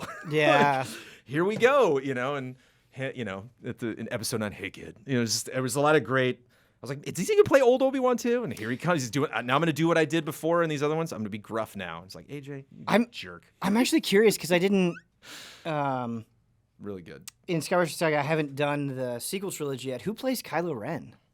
I recognized him from other stuff, and I imagine Kylo Ren fans being pissed because he kind of like there's a lot of dialogue and a lot of This is Palpatine's daughter and granddaughter of Vader's grandson fighting the Death Star 2. How cool is this? Just a lot of like fanboy moments because that's what I enjoy about Kylo is that he does. Snoke even says that, take off that helmet, you idiot. Like there's a lot of moments where they call out his aggression and his commitment and his fandom really of Vader and all of the old times, which is so one of my favorite parts of Last Jedi when he's like, actually, wait a minute, let's not do that. But shout out to Fred Tatasciore, who does Hulk a lot, who does Vader. And when I told Amanda, she's like, oh yeah, he does Vader. You didn't know he did Vader? I'm like, I did not. I didn't know that big fun guy, really, really fun voice actor. Cool. Shout out to Lando and Anthony Daniels, who came back. I think they were the only original ones. Shout out to old Leia. Leia and Luke were great. Old Leia was, wow, she really had that raspy, old Leia vibe and real, like, I was, for the record, was not a fan of a lot of like, it's Leia in Rise of Skywalker. I was like, what are you doing? This is weird. It was like Sopranos. It's like, oh, let's get her for a couple more episodes. My mom. And like, what? This is not working out. And so it's, again, having a lot of that played by the same actor through the whole story. Yeah. It was like, this is a parody, and yet, like, I promised myself I wouldn't Yeah. cry. It reminded me how much I loved it. I did not spend a lot of time with The Last Jedi and Skywalker soundtracks. And so there's a lot of like, here's the hub area, and I'll explore it before the next mission. And like, nice track, John Williams. This is cool. Yeah. I never really like spent time listening to that theme. Or I remember after Force Awakens came out and Williams was like, I really like the Rey theme. And I'm like, John, I honestly, I couldn't sing it for you right now if I tried. So I had to look up like, oh, that's the Rey theme. Okay. I hadn't put my finger on it. Rey theme is like the one track I would come back to repeatedly from the for a period of time anyway. I'd come back to from this. And clearly, like as much as they stumbled through Rise of Skywalker, in my opinion, John Williams knew what he was doing. He brought some themes into that were like, I'm done, I'm out. You're like, yes, it's such a celebration of his work. There's so many triumphant like Act 9, like pre-credit, action sequence tracks. Stumble Through is the perfect review of Rise of Skywalker. Like, you almost don't even need to say anything else. Like, that is such an accurate But like at the same time, like Kylo and her like squaring off against the Emperor, like there are moments where I get, I get, wrapped up in it, and they do such a good job of making fun of just the thing I have a problem with, but not in a way that makes me mad. But like when you're fighting Emperor and he says one thing, he's like, "Unlimited Sith," and this is fun. Like, yes, that's how I feel about this weird dumb movie. It's like, but I also love Poe. I love Babu Frick. Like I love these moments. They like, take a moment we know you love and then just step right on it. Like, when like C-3PO goes Sith, he's like, I'm saying goodbye to all of my and then starts wigging out. So like, we know that moment was emotional for you, and so we are gonna jump all over it because we love this too, but it deserves to be made fun of. Yeah. I'm a Star Wars fan. I have been my whole life. Make fun of Star Wars, please. Yes. Jones, that was incredibly passionate and insightful. A delight to listen to. We did already talk about 14 quite a bit, and I'm going to make this short because I'm sure I'll have a lot more to say once I'm actually through it. But I just kind of wanted to give my impressions on Endwalker so far, and I want to do this especially because I came off, as I think everyone does, such a high from Shadowbringers, right? Like, your expectations couldn't be higher. And really, there's only a couple of things that I want to say so far about. It's still in the early sections of Endwalker. Is I love Damiani. I think when you are like, this is the climax of our story, I love that Endwalker always kind of feels like it's aware of that so far in the storytelling. Like, you will be investigating two different paths, but the characters kind of always come back to, like, we need to deal with this group, we need to deal with this threat. Like, that threat and that danger feels like it's always looming in the background, and they'll find some way of phrasing it, right? Whether it's just like a character that's like, oh man, like, this is a small moment, we got to appreciate these because things are really bad right now. And I love that. I think when you have a long MMO expansion story, it would be very easy to be like, yeah, we have that threat we established at the beginning, and now we're running off doing things that don't matter at all. Like, it feels like what you're doing is trying to figure out a way to stop that threat, right? Yeah, it's like the classic JRPG thing is like, we established this like really serious threat. Yeah, no one has any idea how to deal with, so we gotta go investigate and find out a way. And so many times I feel like a lot of games, the writing, it's just like, oh, we're just gonna have like a convenient way. Like, it doesn't feel earned, right? It's just convenience that solves it in the end. Whereas this, they've done it before, but as you said, in Endwalker, where they're going off doesn't seem like completely aimless. It follows logic. It follows the characters' mannerisms and their own personalities, what they would be doing. And it feels, I appreciate it so much that they're respecting your intelligence. Yes. That like, we actually put some thought into like, early game is always where it can be very weary because it's like, oh, it can introduce maybe too many things. You're overwhelmed. It can just be too boring. Where are we going with this? Right. And I think they got it mostly right here with the pacing and that the drip of information. Like, oh, we're pulling back the curtain a little bit. You see where we're going with this? Yeah. And we're hinting out how we're going to solve this first problem. And like, same thing as they did in Shadowbringers. They do it again here. So yeah, I really appreciated the early game in this and the opening of the narrative as well. And it's funny because I feel like they kind of accomplish multiple things at once. So you start in Sharlayan, and it's you learn.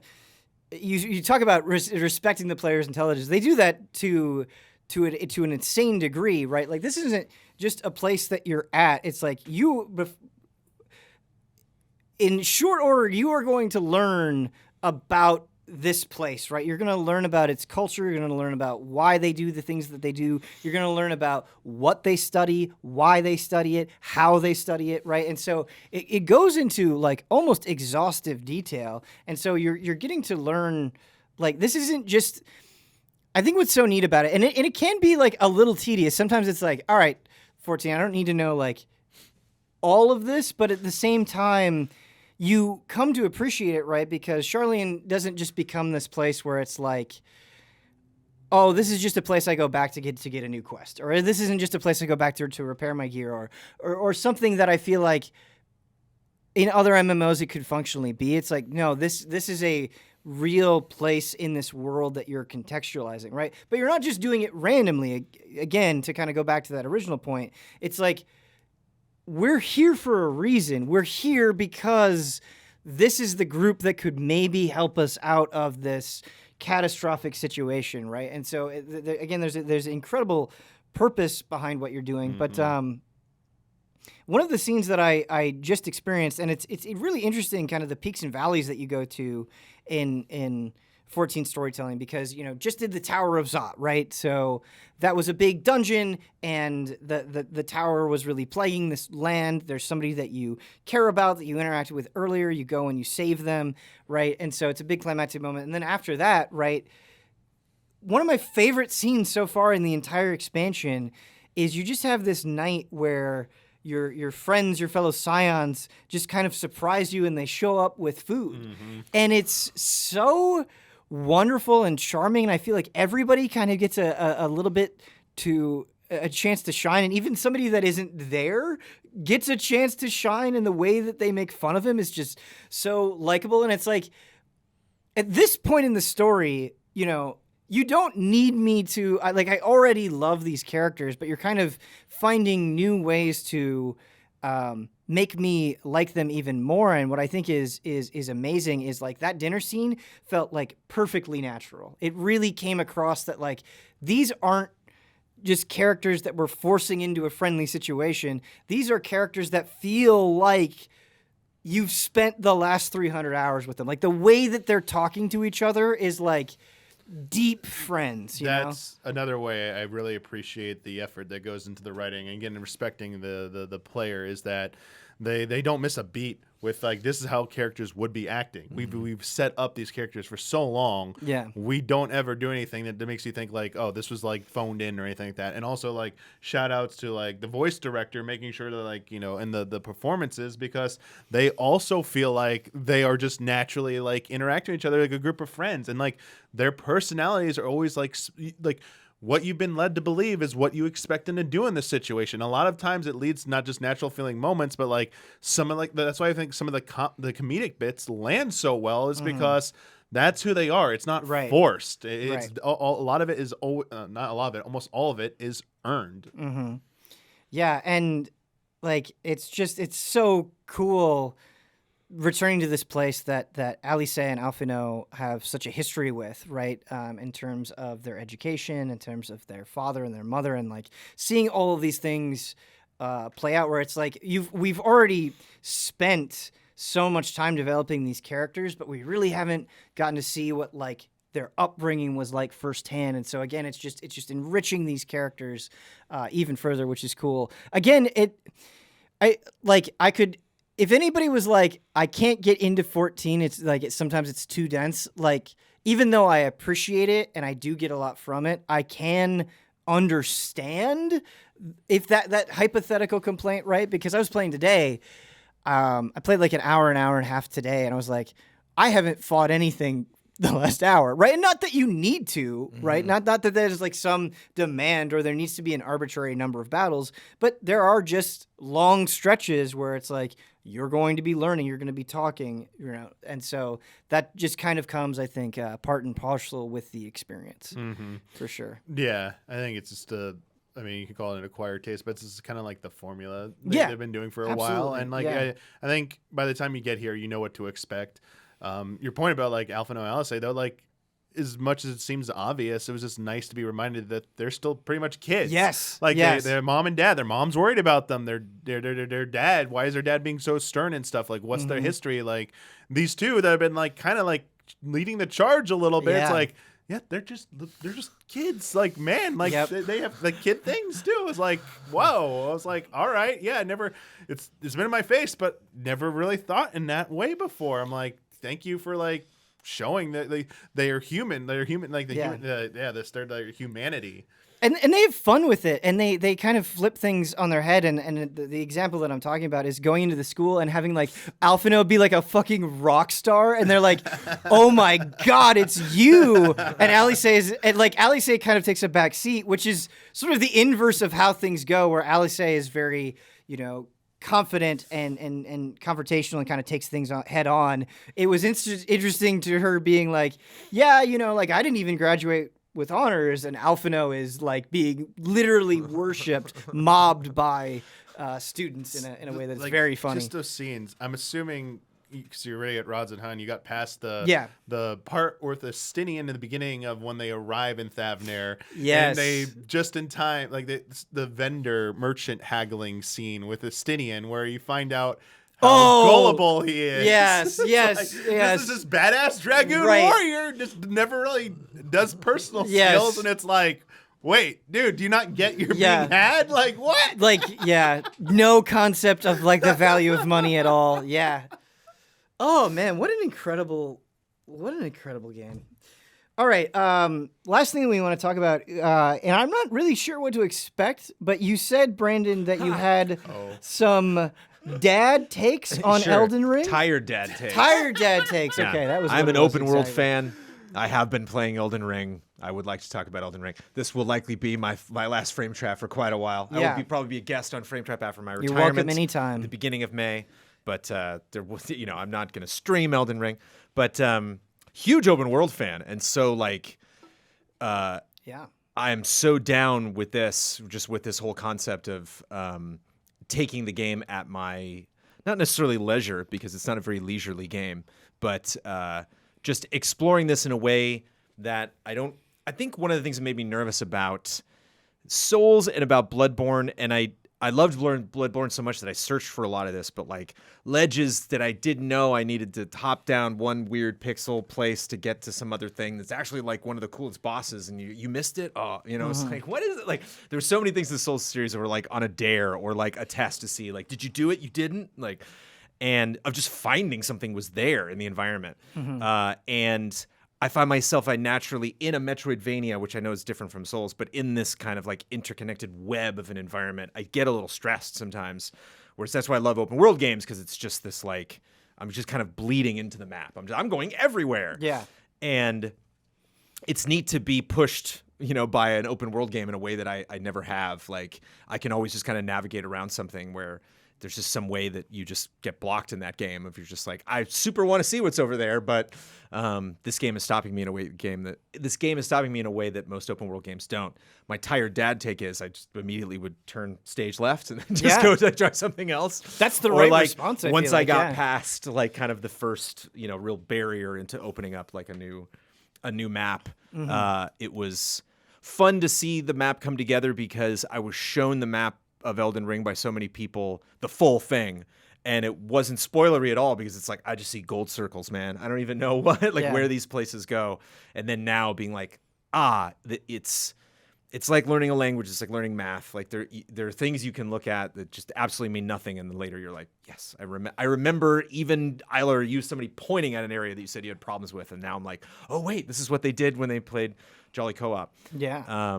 It's just super good. It's funny because I am retiring from UCLA's in games journalism, but it means I will not be back for Cody's, which means I will not give the tearful, heartfelt salute to Horizon Forbidden West when Elden Ring probably comes in and cleaves every other game to just like walk away with that Cody. But neat to have finished the story and reviewed Forbidden West and really just been blown away by so many things that game did, and then just not barely even 10-11 hours into Elden Ring, and just like I felt I could conquer Forbidden West and felt that I was like comfortable in a way, because I'm like, yeah, this has got a structure to it that I'm just going to run through all the way to the end. And even when we were talking about 14, there's kind of a comfortableness to it, a formula, like you were saying, that they do to how to expect the next hour or two or three, what it's going to be like. This is just a game that just laughs at your expectations. Even like having played, Dark Souls, Demon Souls now, which I hadn't played before until the remake came out, and played Bloodborne like 3 times. I'm still just like, there's so many things, so many item-focused stories people have told, so many things that I've seen of the game breaking and people just laughing and really loving it. Like it's so often that games break in a way. It was really interesting playing the game now and going through a long period of time where I was like living in a hospital with my kid, and then like experiencing people being so happy about this game and so confused about this game, seeing like Andrea Renee play it and be like, what am I doing? You know, like so many people were trying a FromSoft game for the first time. Yes. So it's not a very specific, these are things that I've done, because I don't think anybody really needs super hot takes on like the first 10 hours of Elden Ring. But it's fascinating knowing how much know about Souls games and how much I love open world games. And you would think I would have a pretty good handle on like what to expect from that game, and still just like this is fascinating. Like how that world introduces itself and how that world if like my only weird take is that it's funny how good it is and how much to compare it to Forbidden West, how much Forbidden West starts off and is like, this world's really interesting, all this interesting stuff is happening. And Elden Ring's like, what? Go. Yeah. And you're just like, yeah, but how does so many like screens come up. They're like, here's how this works. And it's like, this isn't fantastical at all. Mm-hmm. This is really just kind of A, B, C, D, E, F. Okay, now we'll go over there and we'll scare the shit out of you because you don't know what to expect. And, you know, everything's going to catch you off guard. So very fun. Not many open world games are that mysterious and creepy, but cozy in a weird way and rewarding. And, going into retirement, it's going to be strange to play games like I'm reading a long book, you know, where I'm not like, shit, it's embargo, Frame Trap's coming up, I should get to Rise of Skywalker before Frame Trap. Yeah. But really thinking, I'm just going to chip away at this thing. And it's like, I come to that time in my life at maybe one of the greatest chip away games of all time. Yeah. Where it's just like, go anywhere, completely do a 180 from where you're at right now and come back later, you know, find that weird ass weapon Blood just talked about on Twitter. So thank you, FromSoft, and take your time on your next one because it's gonna be a little bit. Yeah. Maybe before Goaties, I'll reach credits. Hopefully some Elden Ring DLC. Oh yeah. All right, it is time for the HOTTAKE. And I gotta be honest, this is a HOTTAKE. Sometimes they come easy and sometimes they come hard, and I was kind of struggling to find a topic for the HOTTAKE. So this might be a quick one, but there's this new story where Xbox is hiring, and they're looking to hire someone to help even more with acquisitions. And Sony's going to continue hiring people, or not hiring. Of course, they're going to continue hiring people. Acquiring. Sony said they want to acquire more things. Yeah. Xbox is clearly, seemingly looking like they want to acquire more things. And so I just kind of wanted to get your take on this. Now that we're both Sony and Microsoft have made some pretty massive purchases, and so like, how is this going to manifest? Like, what do you care? You know, is this a good thing or a bad thing? Do you have any worries? I think a thing I would wager is that it's a pretty insane task to go through the process of like evaluating and figure out who you would be interested in acquiring. And I imagine now that it seems like they're definitely full speed ahead with it, that they probably are finding out that like they can't evaluate things as like well as they want. Like they need more people. So like I don't necessarily think this is like going to lead to like an arms race or like go anything that far. So I don't think it's going to manifest in that way where like it's going to accelerate things. We're going to see acquisition happening. I think it's more about due diligence here. It's like we just need more manpower to deal with these situations. Like these companies are huge. We've seen what we've had to go through with these existing acquisitions. It's like we could really use some help with this to make it go a little bit more smoothly and to better evaluate who's a like good match for us and a good value, because it does seem like there's a pretty long vetting process. Like I mean, it could just be buzzwords. They talk about like, you know, their like corporate values match up with ours, and like it's addressing a glaring need in our catalog. Like we're lacking like a shooter or an RPG or something, and like this studio will bring that talent. Is that studio even interested in making those games? Because maybe they've made great entries in that type of genre before, but like, oh, they were planning to move on to something else, and like we bring them on. It's like keep cranking out those RPGs. Like we're kind of burnt out on that. We'd figuring out this type of stuff, I think, is gonna be important. So I think this is just about getting ready for like what's to come. Like this, inevitably there's going to be more acquisitions. It's just I think they want to be smart about those things. Mm-hmm. So I think it's gonna manifest in that when you see new acquisitions, it's gonna be like, when it's explained out, it's going to make sense because they're bringing in this new talent to it's just part of them expanding essentially. But again, I don't see it as them accelerating the rate at which they're going to acquire like companies, both Sony and Microsoft. I imagine somebody being, again, I'm sure people can call out names and be like, well, that's a person and their name is this. But like somebody who's in a division where they're just largely responsible for growing the brand. It's like we want to be bigger. We want to have more people on Game Pass. We want to have more companies, more games in development that are exclusive for the platform, more companies that, we can control or get them to do lots of exciting things. And that person even just recognizing like this company's interesting, I want to explore them. And it's like, thank you for your insightful, 6-figure salary, analysis on that. But you're not necessarily the person that needs to get on a plane and go hang out with that company for a week to find out how they operate. Let's have that be somebody else. Now that we've signed that person and they're coming in, we don't need you to hang out with HR and try to figure out how this company's going to run. So I wonder if there's like a lot of like busy work almost that like is slowing down Xbox a little more and Sony probably for that matter, than maybe they predicted or was worth it. And so they're like, okay, we want to bring some people in to help us scout, help us, do the paperwork, help with the part that doesn't involve us being like, Capcom would be nice. Like there's just a lot of obvious calls. Yeah. And especially for Microsoft, given that I don't think, they have a lot of money, but I view Sony as making like the more exciting plays, just maybe in the next like 6 months. I think there's like some big Sony name. It seems like everyone's like, woo, you're like freaking out about. Who's it going to be? That seems to be more directed at Sony right now from what I've seen. So if I were Microsoft, I would be like, these got to be really smart cuts. These are probably going to be companies where like, what did they do? And it's like, oh, they did this. Well, what's their next game? We don't know. That's the thing. And like, oh, so Microsoft was excited about a project we don't even know about yet. And then we'll find out later, like, yes, that's what they were doing. And that's tough. Like that's, if you're Microsoft and you found out some games like an idea and it's like, okay, well, who's directing this? Is this happening? We can't have an abandoned situation. What's going on? Right. And so something that might sound nice on paper, but you just need hours of time spent with a company to really know, like, this is cool. These are smart people and this is worth it. Activision jumping in on Destiny. Yeah. Companies are bought and then sold and bought and then sold and bought and then sold. So, I want to make a comparison to superhero movies / TV shows, where not like all that long ago, I think like the very idea of them making a movie about Iron Man was like kind of crazy on its own, right? Yeah. And now it's like every month there's a TV show or a movie to watch, and that's really like not an exaggeration. Yeah.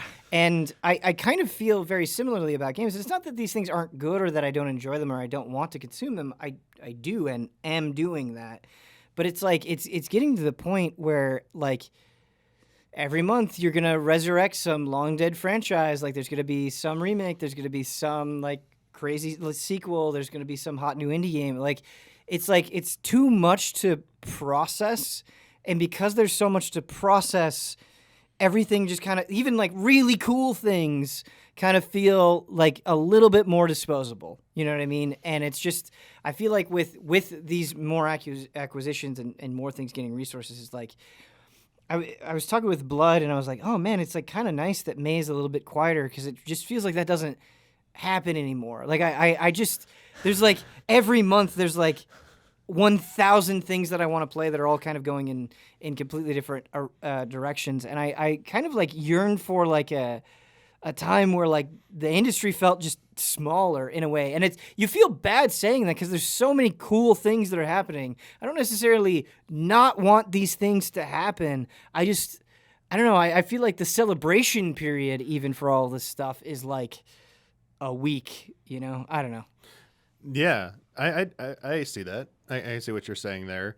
It would be nice if this direction we're going into could lead into maybe a little bit more quality versus quantity, that companies could afford to only put out like a handful of big titles a year and like every month wasn't crowded. Because again, I'm with you, like, we still want lots of games to have opportunities, but it would potentially give us more time just to like breathe and like do other things, because if you're always like just in games all the time, you said it loses some of that special feeling about it. But also it opens up windows for other types of games to have a chance. I mean, try out different games, or maybe that like weird game that like got buried because so many big releases are coming out, and now it has its own month. Like it's coming out in like May. Like sure, I'll like give it a try. I mean, that used to be how it was, right? And it does feel like there's just too many games coming out. And I understand more can be better because it's like you're getting more diversity.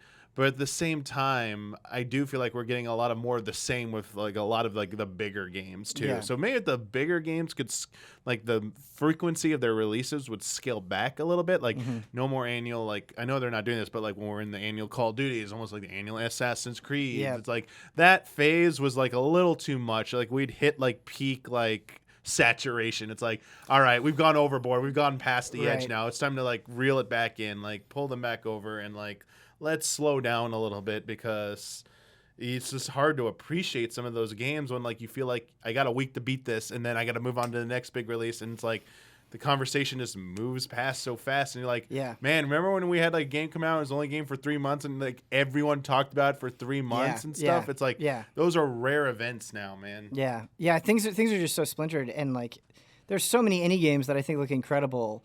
I feel like an awesome new indie game is being released like every week, and it's just like I feel like I only get to play so precious few of them a lot of times.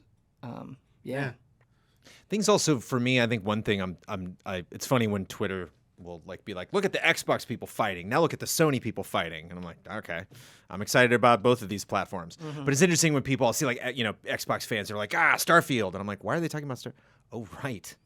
Like, right, it's not Starfield and Xbox. Don't, it's like I know that on paper that they, because that's on there because of the money, but it's not, I don't think, gosh, Starfield, that's so Xbox. It's like, so it's yet to kind of have that identity with a lot of these new franchises. Maybe that'll happen over time. But all these acquisitions, it's like, that's going to take time for me to really, start to think, like, Sony owns Insomniac, but I already kind of made that, that mental leap before that happened. And so it'd be nice once all of this dust is cleared over the great acquisition era of 2021, 2022, that a lot of this makes sense. So we really look at kind of the big catalogs from these companies and go, that seems like it fits their vision and not just the price was right. And, we hired a person to do it, so we might as well spend that money. Those are my hopes for these new people being hired. Hope it makes sense. It's like crazy to me that the first Halo game, like core Halo game in what feels like, 7 years? Feels like it's already over. And it seemed like everyone kind of liked this one, but it feels like it's already over. You know what I mean? Like, I feel like Halo 3, right? You played for years, right? and it just it feels like the appreciation period for this. And like, I really loved Halo Infinite, and I'm not like, it changes you as well. I don't know. It's just like, even among people that really like video games, it feels like everybody's kind of playing a different thing, right? Like I feel like Huber can be off in his corner playing Fortnite, and it's like I'm off in my corner playing Dead by Daylight, and it's just like there's I was just gonna play Dead by Daylight, something like Dead by Daylight, which is like, I don't need another game, so and so. Yeah, just it needs to make sense, I think, with brand synergy. If you feel the need to own these companies, it's like, wow, what did you really get for that? It's just a lot of money being spent, and so it's just kind of tricky when it's not that obvious. Like, I'm excited about what Microsoft's doing with Bethesda just because, boy, do they spend a lot of money on that. It's just fun to be like, go. That's crazy. It might not all work out, but wow, you're taking a huge risk here, and you obviously have big plans, and we'll see. It's just not... It's tough to make that look like a plan, to make it look like, we're not just, it's not Monopoly where we're like, it's like, so you gotta build hotels at some point, man. So you have to have synergies here or it makes sense. Or I think that's kind of the thing that I appreciate most about Elden Ring. And like, even now it feels like it's waning a little bit, but it felt like that game kind of took hold. And it felt like something where like everybody was kind of talking about it, everybody was kind of appreciating it. It felt like it kind of got to blossom longer than I think a lot of games get to. And like with these acquisitions, right, with all of these things that Microsoft is buying up and Sony is buying up, it's like I want these to like mean something. I don't want like them to buy them up, there to be all this hype, the game comes out, people talk about it for a week and then just forget it. Like I want Starfield to make a huge difference. I want people talking about Starfield for months. That'd be awesome. I hope that happens. What's crazy about Elden Ring is that it had a pedigree, but it was a brand new IP. It had all this confidence going into it, but few people had played it. Yeah. And it was something where everyone was like, this is going to be excellent. I'm taking the entire week off of work. And then hour one, you go in and you're like, what the hell is going on? Like, I have no idea. Whereas like so many other friends, Halo, you'd be like, okay, well, I at least know a handful of these characters, whereas like every FromSoft game's like, all right, just we'll see. I just know it's gonna land because they have Halo's tripped up a lot more than From Software has, or the developers, whatever. And maybe that's the thing. Maybe that's why Elden Ring did take off, because I genuinely feel like when I boot up that game, I have no idea what's going to happen. Maybe that's the secret, right? I'm a big fan of a hunched over mini boss. I'm just like, am I looking at its back? What is that? Oh, it's standing up. Oh, here it comes. Okay, well, that killed me fast. I love just like wandering, and then it's like, I'm fighting a boss now. Yeah. Are we ready for some emails? Yes. Good energy today, gentlemen. First email comes in from Jared. He says, "Hey, Ben and fellow allies. This isn't really a question as much of an update on our conversation recently around the Steam Deck. I was lucky enough to get my hands on one a week ago, and this thing is a beast. I'm absolutely loving it so far. I'm new to the Steam ecosystem, as I've typically only been a console gamer up to this point. I've got my emulators up and running, xCloud runs great, and have been jumping into all sorts of different games I've somehow never played, such as Portal. The only minor gripe is running out of storage fairly quickly, but honestly, it's not too huge of an issue as I've got mostly smaller titles downloaded. I'm genuinely curious how much Valve will iterate on this over time. It appears it's going to be a big success. If you're on the fence about getting a Steam Deck and you love retro gaming, don't sleep on this thing. Do you think this will potentially bring Sony or Microsoft or anyone else into the portable gaming space, or do you think it's going to be just Valve and Nintendo as the only heavy hitters for this foreseeable future?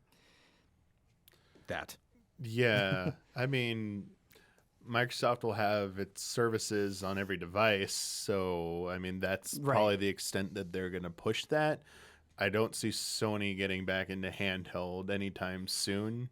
I just feel like, why would you prioritize a dedicated gaming handheld when you could just stream games to your phone? I do think this is something that Valve just found a good market for. I mean, Nintendo showed there was market for handheld still. They always have, but there was demand for a high-end handheld, and they did it, and they did it well. And it's also the brand name and Steam, the Steam name, like those two things.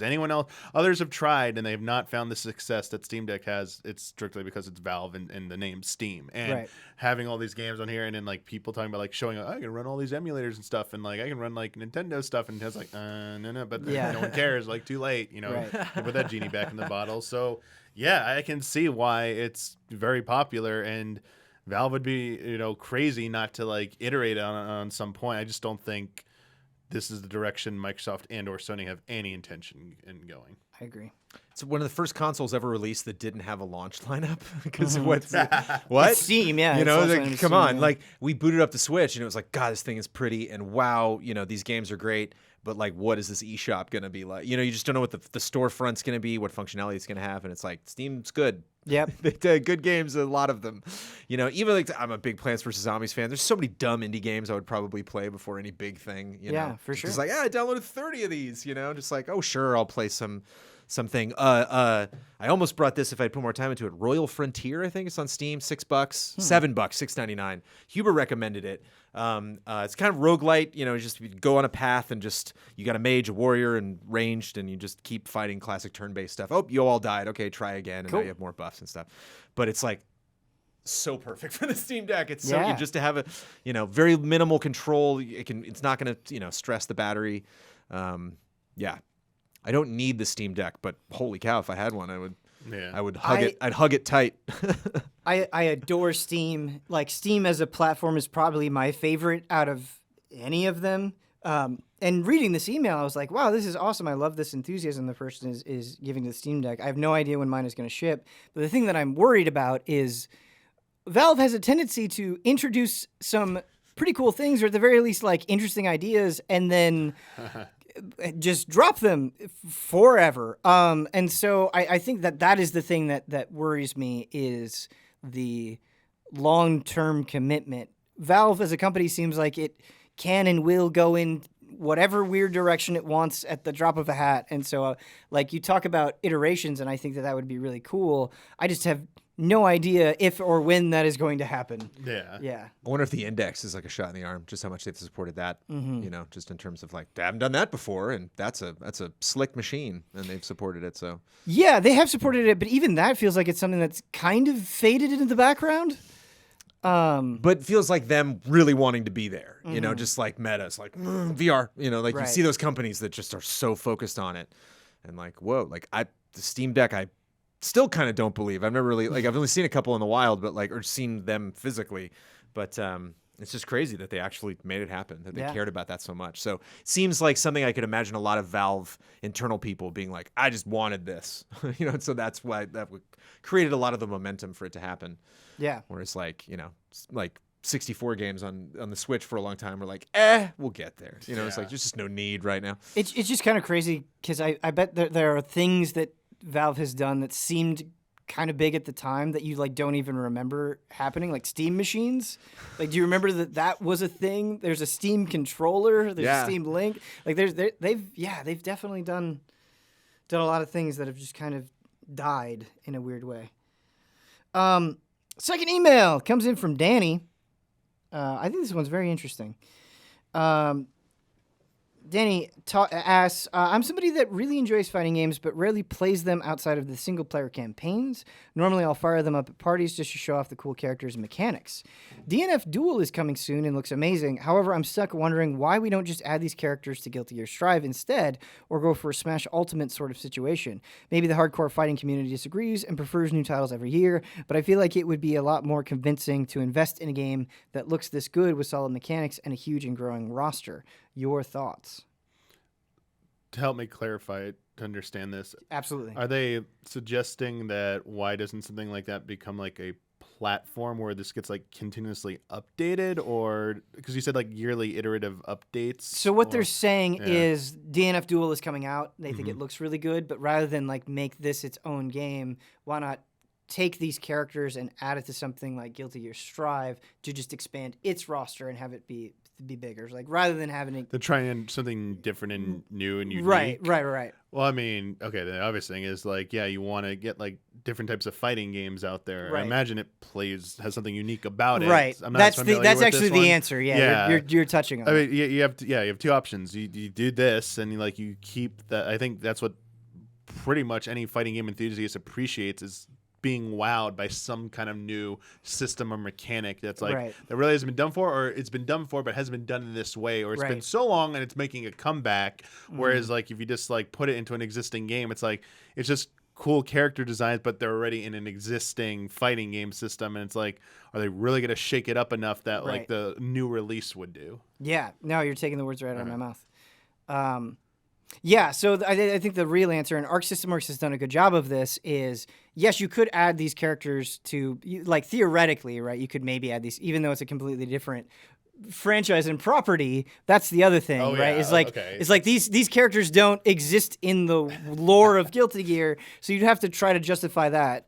But if you like take these characters and put them in Guilty Gear Strive, then you have to be like, okay, well, how do they make sense with these mechanics, right? Whereas DNF Duel, you don't have to justify them from a lore perspective, and in the sense of Guilty Gear, and you can make this a mechanically unique game. I think that's something, like I said, Arc System Works has done really, really well, is like Grand Blue like is different than yes, there are similarities you can draw, but it is a mechanically distinct game. Like Cross Tag Battle is a mechanically distinct game. Guilty Gear Strive is a mechanically distinct game, and they're kind of like all fun in like their own. I haven't played DNF Duel yet, just going off impressions and assumptions here. Like that's part of the joy, is that they can kind of be their own weird thing. Yeah. And you brought up the other thing about like they're not part of the same company or universe. Like just licensing issues. One of the biggest things you can dread is like timed content that's like it's on there, but the license is renewed. Guess what? If you didn't buy them, you can't get those characters anymore. Like that's like the nightmare. Like and if you can't keep re-upping that, then like might as well just like let them make their own game, because that I hate that type of stuff. Well, and licenses can get really weird from my understanding, where it's like, okay, we're okay with you making a game where they fight each other, but we don't want them to fight those guys, I don't know. I just feel like licenses can get strange in that way. Yeah. It does surprise me though that nobody's done the Smash Ultimate approach from the fighting game scene. You know, it's like you have a company like Nickelodeon that's like SpongeBob, the fighting game character. Like, right. And granted, those are like more party games than fighting games, but it's interesting. Nobody's even like kind of taking a stab at it. You know, we're like like Mortal Kombat 9, like when it was just called Mortal Kombat. Like, granted, they're not doing the same thing with those characters, but something like a Street Fighter or Mortal Kombat, I'm surprised. I wonder if Street Fighter 6 is the one that hasn't come out, which has the dumb logo. If I don't know if there's still space to do this, but would you be as excited as a Street Fighter fan if part of the allure of 6 was every single Street Fighter character you've ever known through the history of Street Fighter is going to be in the game on launch day? You're like, oh yeah. I mean, like holy shit, that would be like. That would be incredible. Yeah. I don't know the extent the extent of that, but it's something I wonder. It's like, well, that's exciting to me if I think of all the weird Smash multiple characters all just jumping around each other. Street Fighter, it doesn't excite me that much because I'm still only going to gravitate toward my favorites. Sure. I don't know if that marketability like can have the same kind of pizzazz in any Street fighting Fighter franchise. Is so sprawling at this point that it is kind of like its own celebration. And so like its history is so long, there are so many characters to pull from. I actually think that something Street Fighter V did well is when they did a DLC season, it's like, I don't know where we're gonna go. We're probably gonna get somebody from Street Fighter 2, we're probably gonna get somebody from Street Fighter 3, we might get a new character, we might get an alpha character, right? And so Street Fighter V actually did do a very good job of kind of pulling from across Street Fighter history in a really good way. But like what you're talking about, I think kind of that's what Marvel vs. Capcom was at its best, where it was kind of like pulling from all over the Marvel universe, all over the Capcom universe. That's why people want like a Capcom All-Stars game where it's like anybody from Capcom could be in this. Yeah. I got into Marvel vs. Capcom 2 because I like Cyclops, period. Yeah. You know, I liked a lot of other, Street Fighter and Capcom characters and liked a lot of other Marvel characters, but like that was like some of the best Cyclops action in gaming. You know, like X-Men Legends, like anything out of the weird mobile games I play and stuff. Like, God, that was so much fun. He had an attack that just turned the whole screen red, man. Just the whole thing. Everybody vanished in this giant, red cannon. So I wonder, even something like Streets of Rage, where you could play as the old pixelated weird characters, but on the new maps, be kind of fun to be like Street Fighter 2 Turbo Guile versus Street Fighter 5 Guile, and like there they are. I don't know. Yeah.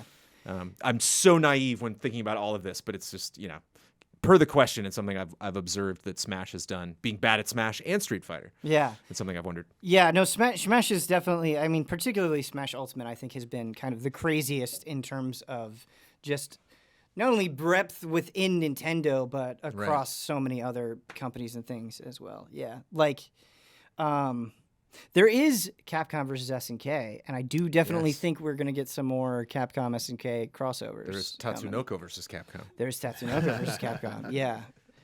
Yeah, I can't really speak to it's cool. I can't really speak to Tatsunoko. A lot of robots in that world that or game something. Had a funny other nickname when it came out among some people in the fighting game community. Oh my! It's Capcom versus who the hell? Are yeah, and I'm sure that's like painful to people who actually know what. Not gonna pick this character anymore. With Tatsunoko, yeah. Brandon, you're gonna like this last one. Yeah. Our last email comes in from Andrew. Hey, allies, with Gotham Knights on the horizon and The Batman having just come out, got me thinking about dream Batman games. I absolutely love the Arkham games and think what Rocksteady did with Batman is excellent. So with a new game, I'd love to see a new take on it. Maybe Batman mixed with Persona, where it has a day-night cycle where you can choose what to do as Bruce Wayne during the day and then going on the prowl at night as Batman, or a stealth-heavy Hitman-style game with Gotham full of people and having to plan out our attacks on villains as Batman. What kind of cool Batman ideas would you like to see in a new Batman game? What is your dream Batman game? Love and respect, Andrew. My dream Batman game is the game that never stops. It's just Gotham, and there's a bunch of villains, and they break out when they want to, and you got to go stop them, and it's just you're Batman all the time. That's I hope that's what it's called, Batman all the time. Yeah. You log in, and you're like, okay, all right, I almost got this last riddle figured out, and then I'll get Riddler back in, and maybe you get like an achievement if you get them all in Arkham at the same time. And I think that's why you were so excited about the Avengers game, like what it's trying to do, right? Yeah, and you like check in Alfred when you first sign in, it's like, Penguin broke out. And you're like, no, Penguin, no. The What's he Penguin doing? again. And it's like, we don't know. He hasn't done anything yet. So you're like, do I wait around? Do I follow Penguin and get clues to try to get him before Riddler? Because Riddler's always, and you actually like confront those things. It'd also be fun to have like an Alfred tactical game where you have like all of Gotham and you have Batman and Robin and Batgirl and Nightwing. And you can tell them to go do stuff, but you have to pick. It's like, you know how RPGs will have like, you can send someone on this mission and it'll take 10 minutes for them to finish the mission. And based on their skill level, I'll give you the chances that just that character could complete it. Or you can fill out the squad with some lower characters to get to that 100% guarantee, like XCOM, and then, okay, go. And then 10 minutes later, they come back and you get rewards and stuff. If you're like, oh, Two-Face robbed that bank, I think Batman can take it. And you send Batman, and he's like, no, he got away, actually, because I only had 89% chance of, completing it. Like, oh, shit, maybe I should send somebody more. Or Superman can help? Oh, can you help with this one thing? It'd be fun to, like, tactically look at Gotham from a super eagle-eye view and see all of it going at the same time. And what are the cops up to? Maybe I'll call Gordon and the cops can fix this, or what, Be interesting to see how all that ticks. You're just Alfred. You're just, back in the Batcave. No fisticuffs from you. You're too old. That's right, Alfred. I think it'd be cool if they leaned very heavy into the detective aspect of it, where you basically have to figure out which villain and when they're going to strike next. And so you start off with like a scene where it's like you've got clues and you got to do like the Batman detective work, and you can work, talk to people, get clues. Arkham City kind of does this. So it's going a little bit further. Yeah, it's basically taking that and like pushing it to like, you have the city of Gotham. You can really explore it, but it's like, at this day, at this time, Riddler is planned like this over here. And if you neglect it, it's just going to happen. You're going to fail as Batman. Like, the police are going to be like, well, you're not like good at Batman. And, like, the heat will turn up for you because, like, hey, you're not really helping out and stuff. But by following leads and like actually investigating, looking at clues, you can determine the location, time, and when. But then that's what opens the next phase of the game, where it's like you got to like canvas the building. Like, all right, let's scout it. Like, what does Batman need to do prep work wise? And then go back to the Batcave. It's like, I'm gonna need these devices to tackle this. Like, I saw like a tripwire here or like a trap here, and it's like, all right, you need this gear, you need that, and like you gotta like plan. It's like kind of like a heist, almost reverse heist, where you gotta make an incursion and safely like stop the crime or stop the villain. And it's gonna invite like stealth. It's gonna involve like deactivating traps, like maybe saving hostages, but also like combat. Like you're gonna come like either you want to take them out stealth or maybe you trip something. Okay, you gotta adapt on the fly. It's like, you're Batman. Like, you have to like be smart like Batman. So it's not like you can't just go in there like fisticuffs, like, I'm gonna beat everyone up like Assassin's Creed games. Like, you're just a stealth assassin. The old ones, like, I'm just gonna walk into a town and start killing everybody, and no one can stop me because I'm good enough at the combat system. It's like, no, you do that, people die, you fail. Oh, maybe you caught Riddler, but like 10 hostages died. So it's like you're screwed, and like it ruins your rep or something. So like it just makes you harder to operate to a point like the game over is like, they just want you out of like Gotham, man. Ruins Like you failed. Yeah. Love it. Brandon, there's two comic books that I want to give you, just because I thought they were so fascinating. They're both DC comics, and one of them is like this collection of Valentine's Day stories. It's like a big Valentine's Day issue, and one of the stories is from Alfred's perspective, and he kind of talks about like, this is why I enjoy doing what I am doing. Like, I've lived my life in service, but here's like what I've gotten out of it. And you kind of, you see, there's like there's panels where it's like, oh, now this Robin is coming in, and now this Robin, and it's like Alfred waiting by the door, like through the years. But it's a really fascinating perspective, and I think you would get a lot out of it. The other one that I like is there's this Batman and Catwoman like holiday perspective or story. It's centered around Christmas, and like each new thing is like, it's Christmas Day in this period in Batman and Catwoman's life, and then it's Christmas Day in this period in Batman and Catwoman's life, and it's actually really touching, just kind of seeing their relationship evolve, and then like them evolve as people, and how they change as like once they have kids, and all of this stuff. But really good stories that I remind me, and I like want to bring them to give you. But I love the permanence you're talking about, Damiani. I love that you got to make those card calls. You can't do it all. Like, and almost even like in a roguelike sense, where like a New Game Plus, it's like, okay, now you have more information. Now you can maybe save Gotham, but not on the first pass. It's almost impossible. Like bad stuff is going to happen. Catwoman's like, I'll help. And you're like, do I really trust Catwoman right now? Right. Like, maybe you can even lose a Robin. Like Nightwing can die in your campaign. You know, like, and you got to deal with that. It'd be fun if like, you know, Penguin's getting away, and so he like out comes Solomon Grundy out of nowhere, and you're like, oh, I gotta fight Grundy, and in the back you see like Penguin escaping the helicopter, and you're like, Grundy, screw you, I'm gonna go get Penguin, and you can just skip that fight. But now Grundy's roaming around, and so do you want to do the next mission or go back and get Grundy because you just let him go? Yeah, like I want those calls would be so cool. Batman to get jaded about it, or he's like, ah, damn it, another Robin's gone. Like just like he's so bitter about it. That's your game over. Is you lost 3 grinding Robins. in the cave, you know, doing those challenges for XP so you can get back out on the streets. I think we've been blessed to have the Arkham games and to have kind of like Batman in his own world. Be really effective. Honestly, I just want like that quality, but the entire Justice League. Like, I want you to like go on a mission, but you kind of have to decide because the Justice League, like they have different ideas about how to deal with things, and I want that to kind of be a focus where it's like, okay, Batman wants to do this and Superman wants to do this. Like, who are you going to decide? And that will determine who you play and like how the mission. Obviously, this is an incredibly ambitious game that's probably impossible to make, but I would love that if we're talking like dream games and being like, okay, well, on this next playthrough, like I'm gonna side with Hawk Girl and like what happens there, or you know, just whatever. But all of just something to think about Rocksteady, all the Arkham games that they made all seemed like, oh, this is kind of fun, but like I just love Batman, and so I'm excited to play this game because they make fun worlds. And then, like, when I got to the end of all those campaigns, I was like, damn, they did some cool stuff that I didn't. Yeah. Whoa, that character came back, and I was not expecting that. Well, I got a little misty in that one, you know, like, Oracle moment. You know, like, there was some heavy, heavy stuff in there that I'd never seen in Batman. So it's crazy going into Suicide Squad where they're just like, hey, yeah, Suicide Squad, no big deal. And it's like, well, wait, you're talking about killing these characters. What's going to happen in this game? So, like, I don't know. It'd be neat, you know, if like at the end of that you see Superman do some crazy stuff you've never seen him do in a video game, or they got to make some calls where Batman comes in. I don't know. I look forward to being surprised. I think that's like hopefully what they're setting up is Rocksteady's like, you haven't seen 80% of this game. The crazy stuff we're doing. So, some of these dreams could still come true. Dude, if my imagination is to be believed. I think Suicide Squad could be like game of the year good easily. I can't wait for it. I hope Gotham Knights is good.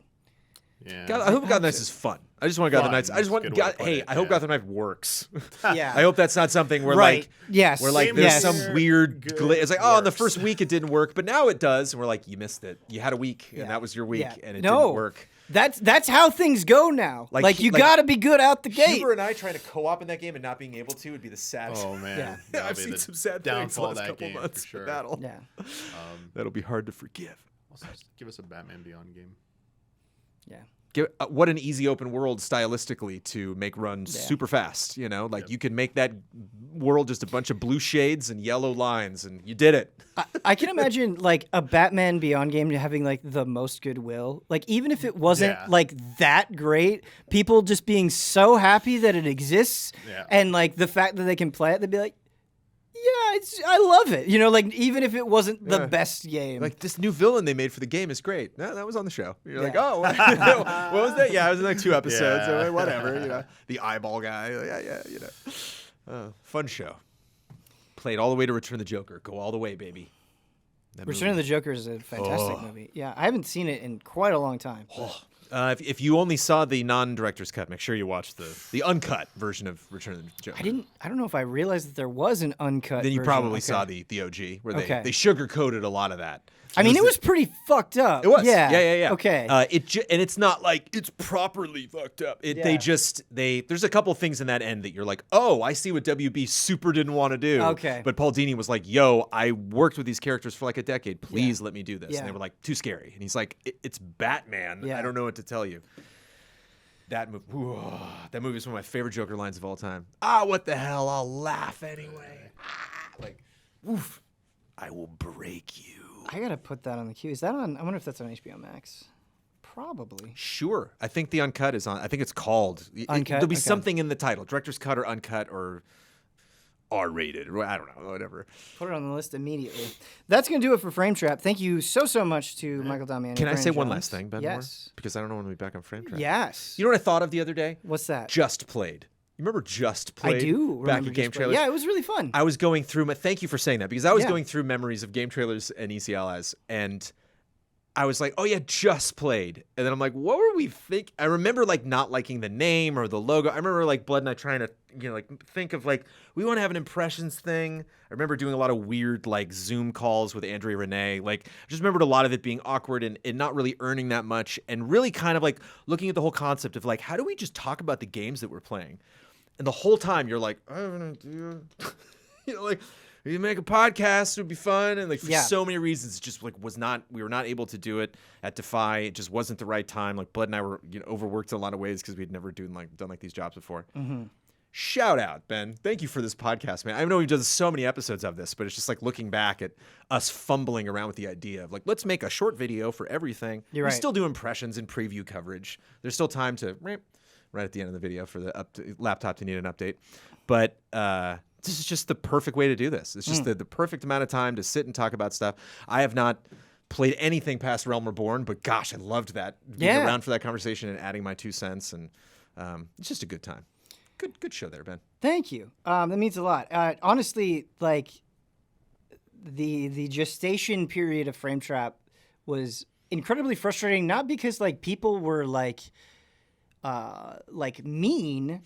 They weren't. No one was mean. But you ever have those moments in your life where you're like, this isn't gonna make sense until it happens, but trust me. Like I see you see the thing in your mind and like I know it can work. And that was definitely like the start of Frame Trap. And I do think it took a while to get there, but it's been like really nice that it's been able to like exist and kind of like build up its audience and be consistent over a number of years. So I'm genuinely grateful for that. And like, that's not just me, like that's all the allies. Like this show is by no means just a Ben Moore thing, but I appreciate everybody coming on and bringing the energy and being passionate and allowing this thing to, reach its potential. Talk about Doctor Strange Batman. Yeah, There's some energy right there. Let's go. Like your Lego Star Wars thing, where I was like, I was so happy that I got to talk about this and give my thing, but like seeing your passion just roll off for that was awesome. And of course, Damiani with 14, I love that stuff. So thank you both, and thank you to the audience so much. If you want to send an email to Frame Trap, the address is askeasyallies@gmail.com. One more time, that is askeasyallies@gmail.com. Thank you so much for watching. Until next time.